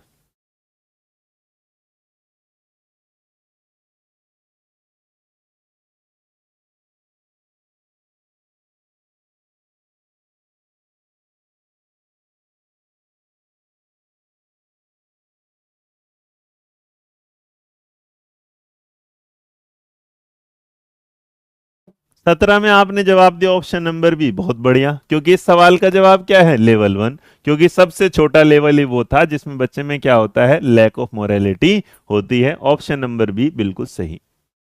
कोलबर के नैतिक सिद्धांत में, कोलबर के सिद्धांत में पूर्व परंपरागत स्तर के अनुसार कोई नैतिक निर्णय लेते समय एक व्यक्ति निम्न में से किस तरफ आगे रहेगा। देखो, अब तुम्हें पता है प्री कन्वेंशनल है, तो जो प्री कन्वेंशनल है इसका मतलब पहली स्टेज है। तो जब पहली स्टेज में बच्चा कोई भी फैसला लेगा तो उसका निर्णय किन बातों पर आधारित होगा, ये आपसे पूछा जा रहा। पहला उसका जो आधार होगा, वो उसका आधार पोटेंशियल पनिशमेंट इन्वॉल्व वाली बात, तो पनिशमेंट तो हमने पहले में देखी थी, दंड वाली बात तो ठीक है। उसकी पर्सनल डिजायर और जो वो जाएंगी, अब अगर हम इसमें देखेंगे प्री में, तो बेटा पर्सनल नीड और डिजायर तो आगे जाके आएगी जब वो क्या करेगा, सेल्फ स्टीम के साथ उसमें देखेगा। इंडिविजुअल वैल्यू, फैमिली ना, सबसे बड़ी बात है कि पहली जो स्टेज है उसका नाम ही क्या है, दंड और आज्ञाकारिता। और दंड और आज्ञाकारिता होगी तो सवाल का जवाब ऑप्शन नंबर ए, जिन्होंने ये चुना वो बिल्कुल क्या है, सही है, बढ़िया है, बेहतरीन है।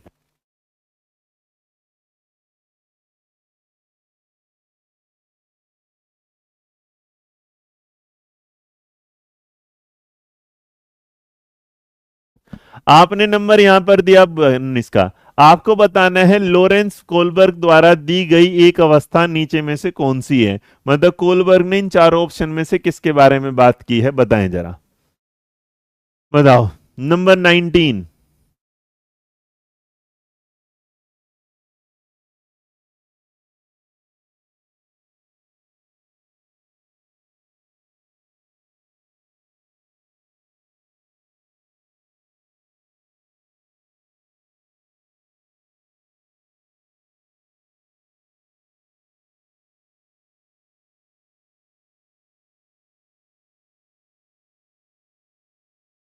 चलो आपने इस सवाल का 19 का जवाब दिया, ऑप्शन नंबर क्या दे रहे हो, सी, बहुत बढ़िया। क्योंकि भैया इंडस्ट्री वर्सेस ये देखो, अगर कोई ये भी पूछ लेगा तो बता देते हैं, ये आपकी अगर आती है, इसको हम बोलते हैं एरिक्सन की थ्योरी में, है ना। तो एरिक्सन साहब अपनी थ्योरी में इसके बारे में जिक्र करते हैं, ये होगा। लेटेंसी के बारे में जो बात करते हैं सिगमंड फ्रॉइड बात करते हैं, वो ये होगा। सोशल कॉन्ट्रैक्ट जो होगा, ये 5 नंबर की स्टेज है जो कोलबर्ग की, सही है। और कॉन्क्रीट ऑपरेशनल स्टेज के बारे में कौन बात करता है, पियाजे बात करता है। तो हमने यहाँ जान लिया इस चीज के साथ कि किसने किसके बारे में बात की है। सवाल का जवाब ऑप्शन नंबर क्या होगा, सी। तो जितने लोगों ने सी चुना वो बिल्कुल क्या है, सही।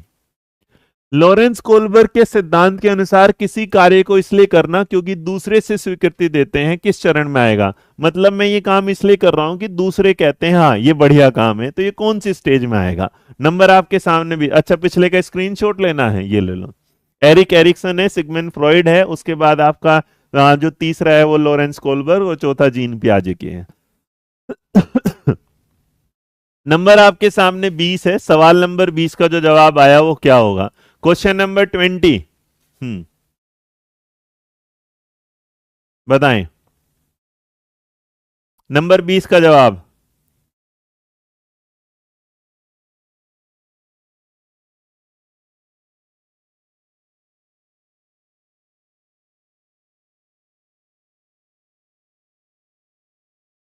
नंबर 20 में जो जवाब दे रहे हैं ऑप्शन नंबर क्या है, डी। तो अगर आप डी देंगे तो यहां पर ए बी सी डी, तो देखोगे भैया अब क्या कह रहा है कि एक्ट इन डूइंग समथिंग, भाई मुझे पसंद, बहुत बढ़िया, शाबाश। देखो यहां पर क्या कह रहा है कि इस किसी कार्य को इसलिए करना क्योंकि दूसरे से, इसका मतलब कहीं ना कहीं ये नियमों की बात कर रहा है। और नियम अगर बात करेंगे तो मेरे बच्चे पोस्ट में आने से पहले, अब देखो यहां पर फॉर्मल में उसकी कोई मतलब नहीं, प्री में वो आएगा नहीं, तो सीधी बात है किस में आते हैं, जो हमारी चौथी स्टेज होती है जिसमें हम बात करते हैं सोशल लॉ के बारे में, उसी में जवाब है ऑप्शन नंबर डी, बिल्कुल सही है। उसके बाद नंबर 21, आपको बताना है कोलबर्ग के अनुसार किस अवस्था में नैतिक बाह्य कारकों द्वारा मतलब जो नैतिकता होती है, मोरालिटी होती है, आपकी खुद की वजह से नहीं, बाहरी लोगों की वजह से होती है। तो बताओ जरा कौन सा होगा सवाल का जवाब।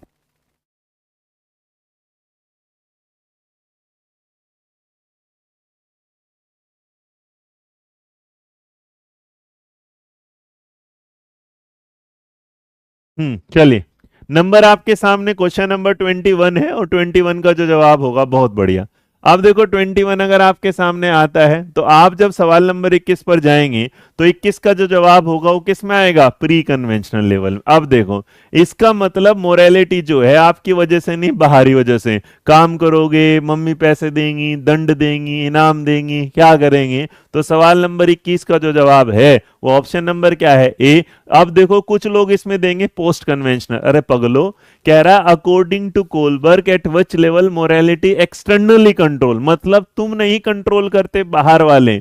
जैसे ही तुम लोग आते हो दूसरी स्टेज में कन्वेंशनल पे, गुड बॉय तुम कंट्रोल करते हो, उसके बाद सोशल नियमों को मानना तुम कंट्रोल करते हो, अपने नियमों को तोड़ते हो, नुकसान नहीं पहुंचे तुम कंट्रोल करते हो, समाज के सामने एक बेहतर इंसान बन के आते हो तुम कंट्रोल करते हो। लेकिन मेरे बच्चे जो पहली प्री ऑपरेशनल होती है, आप मम्मी बोलेगी या तो झाड़ू लगा वरना टीवी नहीं देखने दूंगी, तो इसका मतलब ये क्या है, मम्मी के कंट्रोल की वजह से चल रहा है। तो सवाल का जवाब ऑप्शन नंबर क्या आएगा, ए।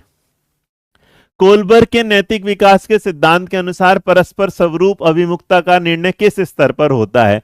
आपको बताना है कि जो होगा आपका, इंडिविजुअल्स आर इंटरपर्सनल कोऑर्डिनेशन से ओरिएंटेड होते हैं, कॉन्कोर्डेंस। तो आपको ये बताना है कि कौन से उसमें होता है, या ओरिएंटेशन। तो इंटरपर्सनल ओरिएंटेशन बच्चों में कब आता है, नंबर 22 का आपको जवाब देना है। सवाल नंबर 22 का जवाब दीजिएगा क्या होगा, सवाल नंबर 22।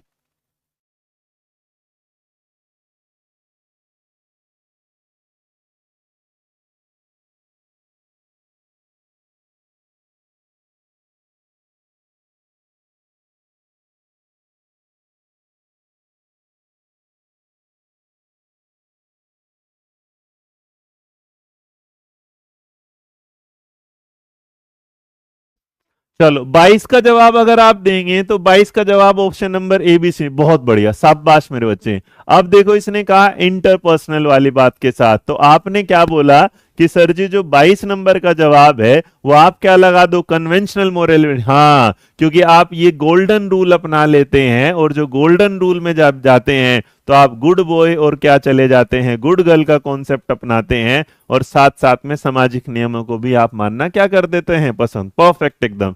नेक्स्ट, कोलबर्ग का नैतिक विकास का सिद्धांत पूर्व परंपरागत स्तर में निम्न में से किसके द्वारा प्रदर्शित नहीं। तो कौन सा ऐसे नीचे का स्टेज है, कौन सा ऐसा सवाल है जो आपके कोलबर्ग की मतलब थ्योरी के साथ जो प्री कन्वेंशनल लेवल है उसको जस्टिफाई नहीं कर रहा, बताओ जरा।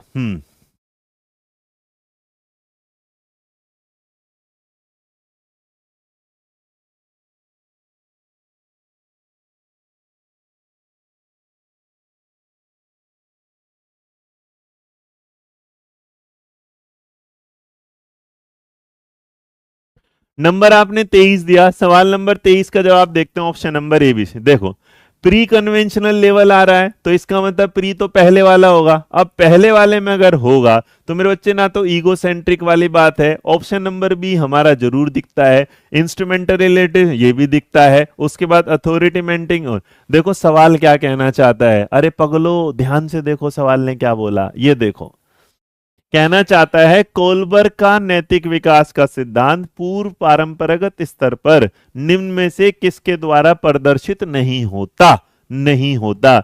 बच्चा अपने हिसाब से, ईगो सेंट्रिक का मतलब यहां होता है कि उसे लग रहा है कि हाँ कहीं नुकसान ना हो जाए, अपनी सोच रखेगा, सही बात। उसे ओबिडेंस वाली बात ठीक है, इंस्ट्रूमेंटल वाली बात सही है, लेकिन बेटा उसे अथॉरिटी जो मेंटेनिंग ओरिएंटेशन है ये वाली बात उसके सामने प्री ऑपरेशनल में आती ही नहीं है, क्योंकि इसका जिक्र वो करता है जाके पोस्ट कन्वेंशनल में। तो सवाल का जो जवाब होगा वो ऑप्शन नंबर क्या होगा, डी होगा, अधिकार संरक्षण का होगा, जो उसके पहले लेवल पर आता नहीं, वो उसके तीसरे लेवल पर आता है, जिसे वो पोस्ट कन्वेंशनल कहता है। तो सवाल का जवाब ऑप्शन नंबर हो जाएगा डी। नेक्स्ट, निम्नलिखित में से कौन सा चरण लॉरेंस कोलबर्ग द्वारा दिए गए नैतिक विकास के सिद्धांत में शामिल नहीं है। बताओ कौन सी चीज ऐसी है जो कोलबर्ग जिसके बारे में बात नहीं करता। सवाल नंबर 24 का जवाब देंगे फटाफट, क्वेश्चन नंबर 24 का जवाब दीजिएगा, सवाल नंबर 24 का जवाब।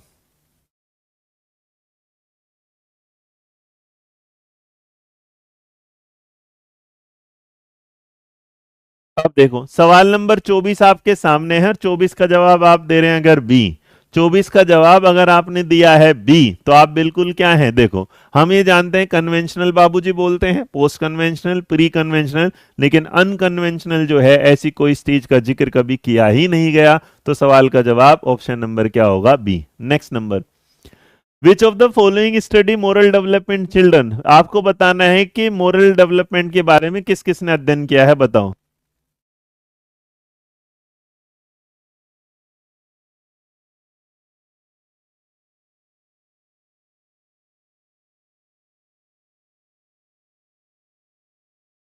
चलिए, आपने नंबर 25 में अगर जिक्र किया तो सवाल नंबर 25 का जो जवाब होगा वो आपके सामने क्या आता है, 25 का जो जवाब आएगा, आप लोगों को ना मेरे साथ आज एक बार रुकना होगा, और ये रुक के ना आपको एक चीज दिखानी है मेरे को, है ना, चलना भी ठीक।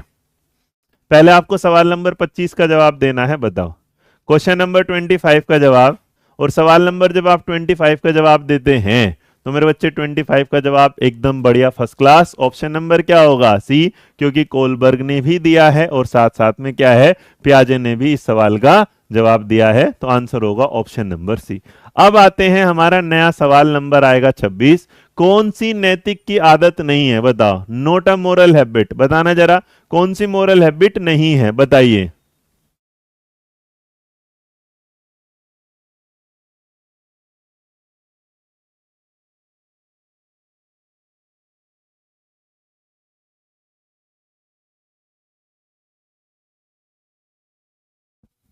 नंबर 26 का जवाब दो, सवाल नंबर 26 का जवाब दो, क्वेश्चन नंबर 26 का जवाब। हम्म, क्वेश्चन नंबर 26 का जवाब दो भाई।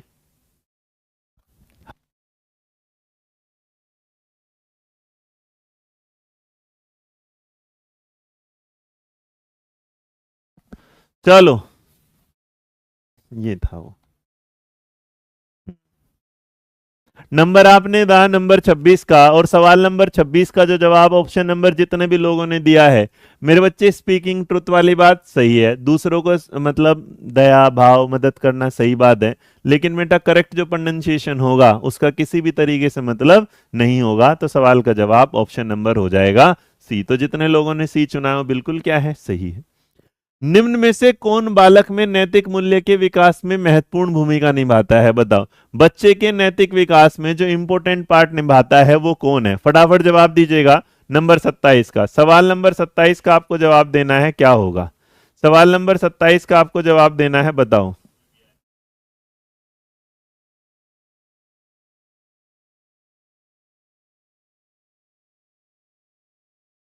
नंबर आपके सामने 27 है, सवाल नंबर 27 का जवाब दो। क्वेश्चन नंबर 27 का जो जवाब होगा वो क्या होगा।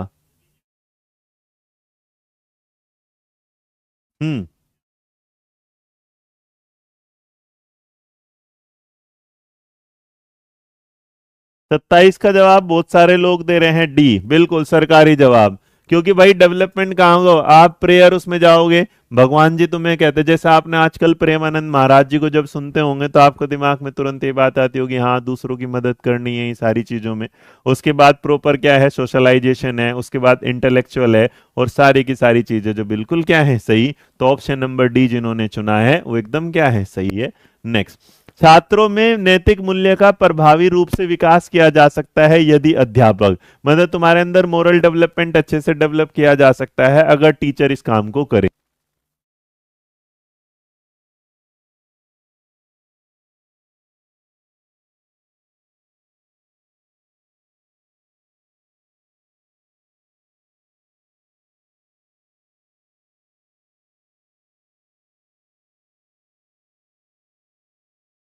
नंबर 28 अगर आप जवाब दे रहे हैं क्वेश्चन नंबर 28 का, तो सवाल नंबर 28 का जो जवाब है वो क्या होगा। 28 में मेरे बच्चे क्या होगा जवाब, कि देखो मोरल वैल्यूज क्या करेगा टीचर, तभी बता सकता है कि वो बोलेगा अच्छी कहानियां सुना के, या उन्हें क्या करेगा, अगर टीचर करेगा अच्छा व्यवहार तो बच्चे उसे देखेंगे, देख के उसे क्या करेंगे, कॉपी करेंगे, और कॉपी करेंगे तो इसका मतलब इन्वायरमेंट क्लास का हमेशा मोरालिटी की तरफ बढ़ेगा। नैतिक विकास में डैश की भूमिका को पर्याप्त रूप से संबोधित न करने के लिए कोलबर्ग ने सिद्धांत की आलोचना की गई। कोलबर्ग के सिद्धांत की आलोचना करने वाली जो मैडम थी उसका नाम था गिलिगन। जो गिलिगन है अभी हम पढ़ के चलेंगे, उसको भी आपने नहीं पढ़ा होगा। तो उसने कहा कि इसने हिंज की कहानी सुना के क्या कर दिया, ये कहानी गलत दे दिया, और इसने क्या करा, पुरुष आधारित कहानी सुनाई, इसमें महिलाओं को क्या है, ध्यान ही नहीं दिया। और अगर महिलाओं पर ध्यान ही नहीं दिया तो क्वेश्चन नंबर 29 का जो जवाब होगा, तो याद रखना से लिंग आधारित। तो अगर कोई पूछेगा कि कोलबर्ग की जो थ्योरी है उसका क्रिटिसिज्म किस पर आधारित है, तो सेक्स ओरिएंटेड या जेंडर ओरिएंटेड पर आता है। तो सवाल का जवाब ऑप्शन नंबर आपने अगर दिया है हमारा क्या है, बी, तो बिल्कुल क्या है, सही। आगे देखो सवाल नंबर 30।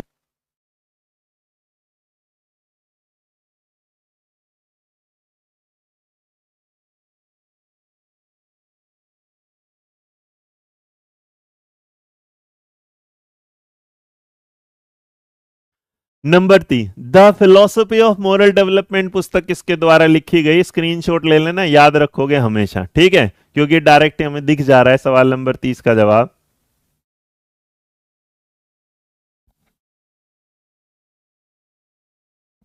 सवाल नंबर अगर आपके सामने 30 आ रहा है तो क्वेश्चन नंबर 30 का जो जवाब होगा वो आपने अगर दिया है तो सीधा याद रखना उसको क्या है, लॉरेंस कोलबर्ग। अब आती है कहानी में गिलिगन मैडम, आ जाओ। गिलिगन के बारे में ज्यादा कुछ जानने की जरूरत नहीं है, डायरेक्ट कम शब्दों में ज्यादा बता देता हूं। गिलिगन का जो नैतिक विकास का सिद्धांत है वो क्रिटिसिज्म है किसका, वो पोल बंद कर दो एक बार। तो गिलिगन का जो नैतिक विकास का सिद्धांत है वो क्या करती है, अपने गुरुजी जिनका नाम क्या था, लॉरेंस कोलबर्ग, उन्हें देखती है, उन्हें जानने की कोशिश करती है, और उनसे कहती है ये वाली बात कि सर आपने ना ये जो पूरी की पूरी थ्योरी मेल ओरिएंटेड बना दी, इसमें आपने क्या कर दिया, इस पे क्या है, महिलाओं की नैतिकता को ध्यान नहीं दिया। तो इसलिए इसमें देखो कैरोल गिलिगन के नैतिक विकास के सिद्धांत में बताया गया है कि कैसे एक महिला की नैतिकता व्यक्तिगत संबंधों की देखभाल से काफी प्रभावित होती है। गिलिगन का सिद्धांत उनके प्रोफेसर लॉरेंस कोलबर्ग के नैतिक विकास सिद्धांत का एक संशोधन या आलोचना मानी जाती है। कैरोल गिलिगन ने लॉरेंस कोलबर्ग के सिद्धांत की आलोचना करते हुए कहा कि यह पुरुषों के प्रति क्या है, पक्षपाती आती है, मतलब पुरुषों के प्रति ये क्या है, जा रही है, लेकिन महिलाओं पर इसमें कोई भी ध्यान नहीं दिया गया है, जेंडर पर उस पर बताया। गिलिगन के नैतिक विकास के चरण में उसने क्या है, दो बातें जो बताई वो देखो। उनके सिद्धांत का नाम क्या था, एथिक्स ऑफ केयर। तो अगर आपके सामने कभी भी कोई पूछेगा कि उन्होंने जो गिलिगन है उनके सिद्धांत का नाम क्या होगा, तो जैसे मोरल डेवलपमेंट थ्योरी प्याजे पढ़ते हो, मोरल डेवलपमेंट ही आप गिलिगन पढ़ते हो, लेकिन मोरल गिलिगन जब पढ़ोगे तो उसकी थ्योरी का नाम होगा इथिक्स पर आधारित है। इसका मतलब एथिक्स ऑफ जो है केयर क्या। उन्होंने सीधा सीधा कहा कि जो हमारे सामने जो एक तो क्या होते हैं, मेल होगा और एक क्या होगा, फीमेल होगा। उन्होंने कहा कि जब भी मेल और फीमेल की बात होगी तो मेल और फीमेल में फीमेल हमेशा केयर देखभाल के लिए जानी जाएंगी, और जो मेल है वो हमेशा क्या है, जस्टिस के आधार पर। तो उन्होंने कहा निर्णय लेने वाला आधार क्या होगा, आपका मेल का होगा, और देखभाल करने वाला जो आधार होगा वो क्या होगा, फीमेल का होगा। इन दोनों बातों को याद रखना, इस थ्योरी में यही दोनों बात सबसे ज्यादा क्या है, जरूरी है। तो इथिक्स ऑफ केयर जो है उनकी किताब का क्या है, उस थ्योरी का नाम है। उसके अलावा इन्होंने क्या बताया, प्री कन्वेंशनल मोरालिटी, जैसे उसने बताई थी तो इसने भी बताया प्री कन्वेंशनल, जहां पर वो कहता है कि इस चरण में महिला खुद पर केंद्रित होती है, जिसका अर्थ है केवल उसकी जरूरत है, उसका स्वार्थ ही महत्वपूर्ण। तो इसका मतलब महिलाएं स्वार्थी होती हैं प्री कन्वेंशनल स्टेज में, ये गिलिगन कहती है। उसके बाद दूसरी बात पर जब वो आती है तो वहां पे हो कन्वेंशनल मोरालिटी। उसमें इस चरण में महिलाएं दूसरों के प्रति अपनी जिम्मेदारियों पर विचार करना शुरू करती है। इस चरण में प्रवेश करने का मतलब होता है एक महिला निस्वार्थ अनुभव करती है और खुद को दूसरे की भावनाओं के प्रति क्या है, बड़ा। तो पहले में वो अपने काम के अलावा किसी से बात नहीं करती, दूसरे में वो दूसरों को सोचना शुरू कर देती है, और तीसरा ये कहती है अब ऐसा हो गया कि मैं आत्मनिर्भर हो गई हूं, और मैं जो है भैया यूनिवर्सल उस पे अब मेरे को क्या करना है, दूसरों की सेवा करनी है, दूसरों का देखभाल। सीधी सीधी सी बात थी, जो बात बोली थी कोलबर्ग ने वही बात बोली थी इन्होंने, बस उन्होंने क्या, ये मेल ओरिएंटेड, इन्होंने बोला फीमेल ओरिएंटेड। मान लो अगर कोलबर्ग से पहले ये आ जाती तो कोलबर्ग इनकी थ्योरी को जस्टिफाई या क्रिटिसाइज किस आधार पर करता कि ये फीमेल ओरिएंटेड थ्योरी है, इन्होंने कोलबर्ग की थ्योरी को बोल दिया वो मेल ओरिएंटेड थ्योरी है। तो दोनों की लड़ाई सिर्फ और सिर्फ किसकी थी, मेल और फीमेल की थी, जो जीवन भर चलता आया है, जीवन भर चलता रहेगा, इसमें कोई टेंशन लेने की बात नहीं है। इस पर आधारित कुछ सवाल है, उनके आप जवाब दो, फटाफट काम हो जाएगा, चीन टपाक डमडम। कौन सा एक चीज दिखा दो एक बार तुम लोगों को, अगर साथ हो मेरे, है ना, एक चीज दिखाता हूं तुम लोगों को। तो 1 मिनट है ना, सारे तैयार हो, फिर मेरे सवाल करेंगे, 1 मिनट रुकना बस, कुछ नहीं, थोड़ा सा दिखाऊंगा, ज्यादा नहीं दिखा रहा, आ जाओ जरा।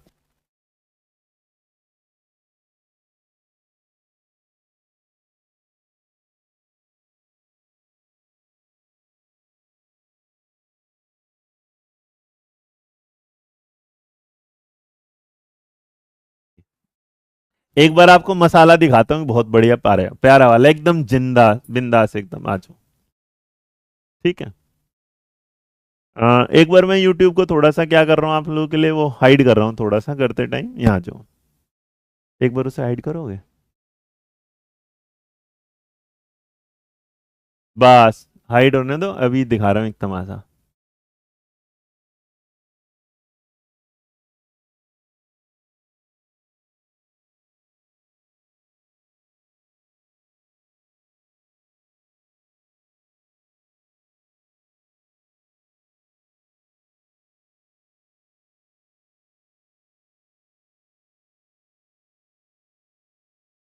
हम्म, बस हो गया 2 मिनट में।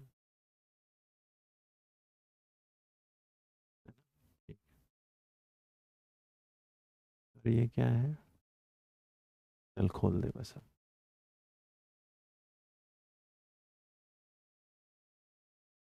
ये एक स्क्रीनशॉट काट के हम वहां लगा सकते हैं ना बच्चे के सामने के सेट पे, है ना, वो लगाने एक बार। देखो तुम लोगों का मदद करने का फायदा और नुकसान क्या होता है।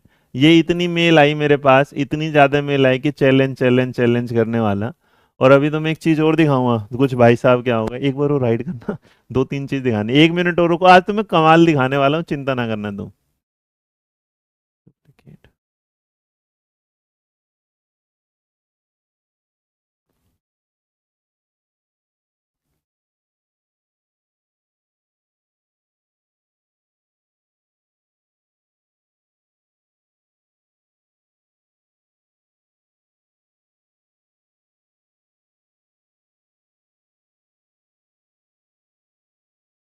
हम्म,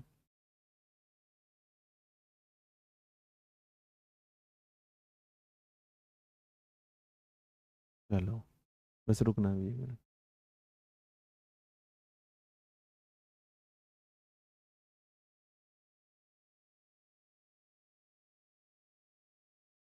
चलो दिखाओ।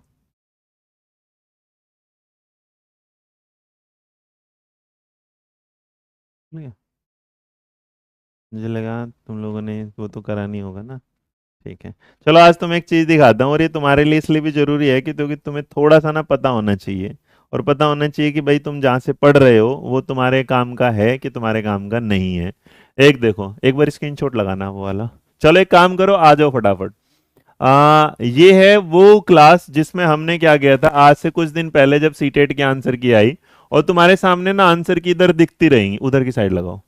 तुम ना 1 से लेके 30 तक सेट नंबर देखना के, और ये रही मेरी क्लास, और उसमें ना तुम आंसर चेक करते चलना। वैसे तो मुझे बताने की जरूरत नहीं है, बट स्टिल कोई बात नहीं, आपके सामने ये रहा। तो चलो मैच करते जाना, जो के सेट है और के सेट में तुम ये देखना कि बच्चे आंसर कैसे, अब बताओ उनके साथ कैसे हिसाब किताब करूं। आपके सामने आंसर की भी दिखती जाएंगी, और इसमें जो थोड़ा थोड़ा आगे चलाते हैं ना, तो ऐसे पढ़ते हैं ना। बस ज्यादा नहीं दिखाऊंगा, थोड़ा सा दिखाता चलूंगा ताकि आप लोगों को थोड़ा सा क्या रही ये रहा। हाँ, पहले सवाल का जो जवाब होगा वो देखो जरा।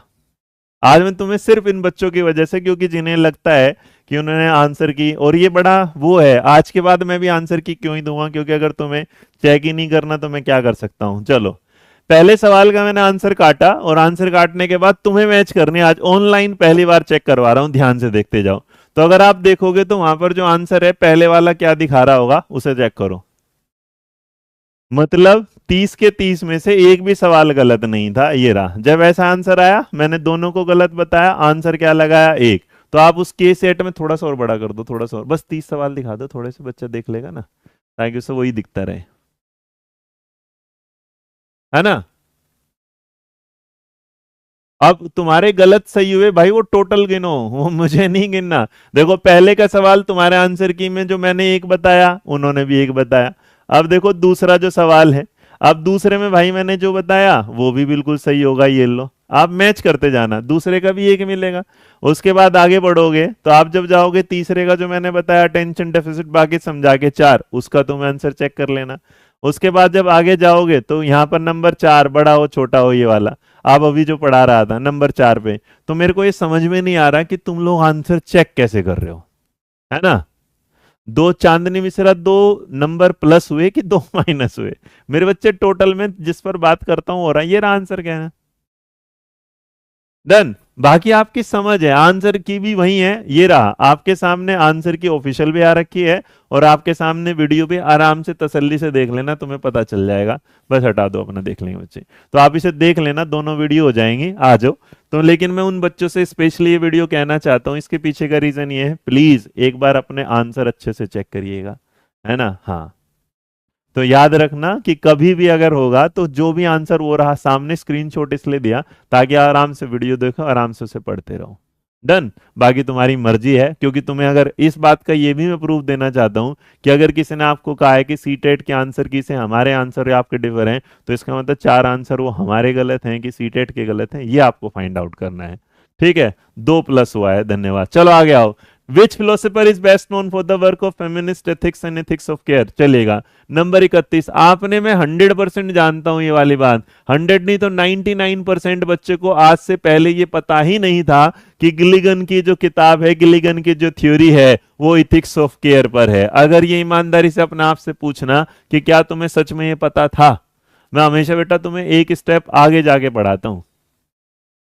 बहुत एक हमेशा ये वाली बात है ना। हाँ। चलो। और तुम देखना चाहते हो, मैसेज दिखाता हूँ, अरे आज थोड़ा सा मजा तो ले, एक बार होल्ड करना। एक दिखाता हूँ, लो। एक बार और हाइड करूंगा 1 मिनट बस, है ना, तुम्हें दिखा रहा हूँ, मैसेज देखना भाई, हाइड करना एक बार। थोड़ा सा वो हो जाएगा ना यहाँ। ये वीडियो दूसरी है ना।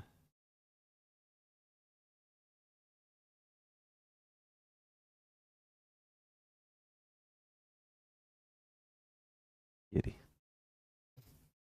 रुक।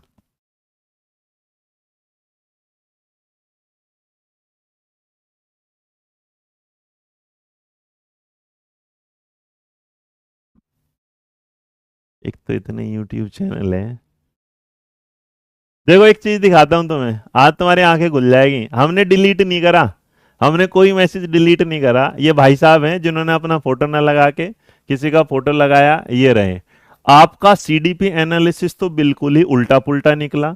106 बंदों ने इसे लाइक करा और उसके बाद 47 रिप्लाई आए। देखो आज तुम जीवन में देखो, ये मनोविज्ञान पढ़ते हैं ये वाला। हाँ ब्रो, आहा हा हा, उसके बाद बिल्कुल सही चल रहा है, ये अपना कोर्स बेचते हैं और कुछ नहीं। ओ माय गॉड, है ना।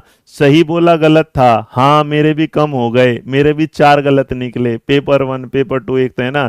सही कहा भैया आपने, दिमाग खराब हो गया। रोहित सर के हिसाब से सीडीपी में मेरे 25 थे और आंसर की में 21 हो गया। बताओ मेरे यार, है बताओ मैं क्या बताऊं इनका, है ना। हाँ अब सर को चैलेंज करना, देखो अब ये आए है ना, ये कह रहे अब सर को चैलेंज करना चाहिए, वो सारे क्वेश्चन जो आंसर की में मैच नहीं कर रहे हैं। आखिर सर ने भी कुछ सोच के डिस्कस किया होगा। हे प्रभु, मतलब मैं देखो 48 लोग सिर्फ और सिर्फ इसी वजह से हैं, लेकिन अच्छे भी हैं। थैंक यू सर, आपकी वजह से कॉन्सेप्ट हुआ। तो मैं सिर्फ ये मान के चल रहा हूँ कि ये पढ़ रहे हैं कि अपना टाइम पास कर रहे हैं। तुम सोचो, है ना। तो आज की क्लास में मैंने आपको एक ये तजुर्बा दिखाया अपना, कि भाई तुम्हें पढ़ा लो कितना भी, तुम रहोगे उतनी सोच के, तो मैं क्या कर सकता हूँ मेरे बच्चे। डन। चलो नंबर आ जाओ 31 का। तो कितने लोगों को पता था आज से पहले इथिक्स ऑफ केयर के बारे में, बताना जरा। कितने लोग जो है इथिक्स ऑफ केयर के बारे में जानते थे? ये गजब बेइज्जती नहीं मैं इनके बता रहा हूं, तो तुम सोचो इनका क्या ले, मतलब पढ़ाऊं कि इन्हें पॉलिटिक्स खेली जाए इनके साथ, है ना। ये मनोविज्ञान है मेरे बच्चे। चलो आगे देखो सवाल का, ये मैंने पहले तो इसका जवाब क्या हो जाएगा, कैरोल गिलिगन। और ये मैं जानता हूं कि आप में से बहुत सारे लोगों ने आज से पहले इसके बारे में कभी भी नहीं पढ़ा था, तो प्लीज थोड़ा सा आगे बढ़ते रहिएगा, कुछ नया पढ़ते रहिएगा। गिलिगन के अनुसार महिलाओं की नैतिकता डैश पर आधारित होती है, बताइए जरा, बताइए क्या होगा इस सवाल का सही जवाब। नहीं पता था, आज ही पता चला, बस तो पढ़ते रहो यार, कुछ नया सीखते हुए चलो। जी। तो अगर आपके सामने एक और नया सवाल आया, गिलिगन के अनुसार महिलाओं की नैतिकता डैश सिद्धांत पर आधारित है, तो इस बात का जो जवाब होगा वो क्या होगा, बताएं जी। तो नंबर आपने 32 का जवाब अगर दे रहे हैं, तो सवाल नंबर 32 का जवाब दीजिएगा क्या होगा जी। सवाल नंबर 32, और आपने 32 पर जो जवाब दिया है वो कौन सा है, बताओ जी। उन्होंने क्या दिया, अभी मेरे बच्चे तुम्हें पता था कि महिलाओं की नैतिकता, अगर महिलाओं की नैतिकता पर जाओगे तो किसके साथ जाओगे। तो नंबर 32 का जो जवाब होगा मेरे बच्चे, देख, according to Gilligan morality of women is based on dash principle. Abstract है, रिलेशनशिप है, जस्टिस है, लेस डेवलपमेंट, मोरालिटी है, या इसमें से अनुरूपित क्या जवाब दोगे। महिलाओं की नैतिकता किस पे, देखो तुम कितने चालाक चतुर, अरे पगलो। इस सवाल का जवाब अगर होगा तो इसमें नोट अटेम्प्टेड लिख देना, क्योंकि सवाल के सारे ऑप्शन क्या हैं, गलत हैं। क्योंकि इस सवाल में अगर ऑप्शन नंबर सी जस्टिस की जगह अगर क्या लिखा होता है केयर, तो ये रिलेशनल है ना, संबंध का कोई मतलब नहीं था। यहाँ ऑप्शन ही बदलना पड़ेगा, न्याय की जगह क्या लिखना पड़ेगा, केयर लिखना पड़ेगा, देखभाल लिखना पड़ेगा। इसलिए सवाल का जो जवाब होगा वो कभी भी संबंध वाली बात पर नहीं होगा, ठीक है। तो इसलिए सवाल का जो जवाब होगा वो केयर बेस्ड मोरालिटी बात करती है, ना वो रिलेशनल, ना एब्स्ट्रैक्ट, ना जस्टिस जो है वो मेल का होगा। बस मैंने देखा था कि इतना पढ़ाने के बाद भी तुम क्या करोगे, तुम इतने जुगाड़ी आदमी हो, तुम इतने तेज तर्रार हो, तेजेश्वर हो, कि तुमने सोचा कि देखो जस्टिस तो जो चला जाएगा वो किसके पास जाएगा, मेल के पास। एब्स्ट्रैक्ट बताया नहीं, तो अपना दिमाग लगाया कि संबंध का मतलब तुमने सीधा सीधा क्या कर दिया, कि जो संबंध कर रहा है वो देखभाल कर रहा है। अरे पगलो, इतना भी एडवांस चतुर मत बनो, है ना। तो इसलिए सवाल का कोई जवाब ही नहीं था। आगे देखो नया नंबर। वीडियो तुम्हें पसंद आए तो लाइक करके आगे बढ़ना। In a different word psychological theory of women's development is written by, क्योंकि महिलाओं पर आधारित है, इसलिए आपने इस सवाल का अगर जवाब देखेंगे तो आपके सामने सीधा सीधा सवाल आ जाएगा। जो आपके सामने क्या होगा, हमें पता है कि महिला जीन प्याजे कोलबर्ग कोई नहीं, वो क्या है, गिलिगन है, जिन्होंने वुमेन पर्सपेक्टिव पर आपके सामने जवाब रखा है, आपके सामने थ्योरी रखी है। गिलिगन ने लॉरेंस कोलबर्ग के नैतिक विकास की समालोचना करते हुए तर्क रखा कि कोलबर्ग नारीवादी नैतिकता जो डैश पर जोर देती है को नकारते हैं। अब देखो तुम ढूंढ दोगे इस सवाल का जवाब, अब तुम इस सवाल का जवाब ढूंढ दोगे, क्योंकि यहां जवाब में ऑप्शन मिल जाएगा। नंबर 34 का जवाब दो। सवाल नंबर 34 का आपको जवाब देना है। Question number 34। हम्म। नंबर 34 का आप जवाब देते हैं। सवाल नंबर 34 जो जवाब होगा वो आपने क्या दिया इस बार, बिल्कुल सही, क्योंकि यहां पर क्या हो गया, एथिक्स ऑफ क्या है, केयर, जो बिल्कुल क्या है, सही है।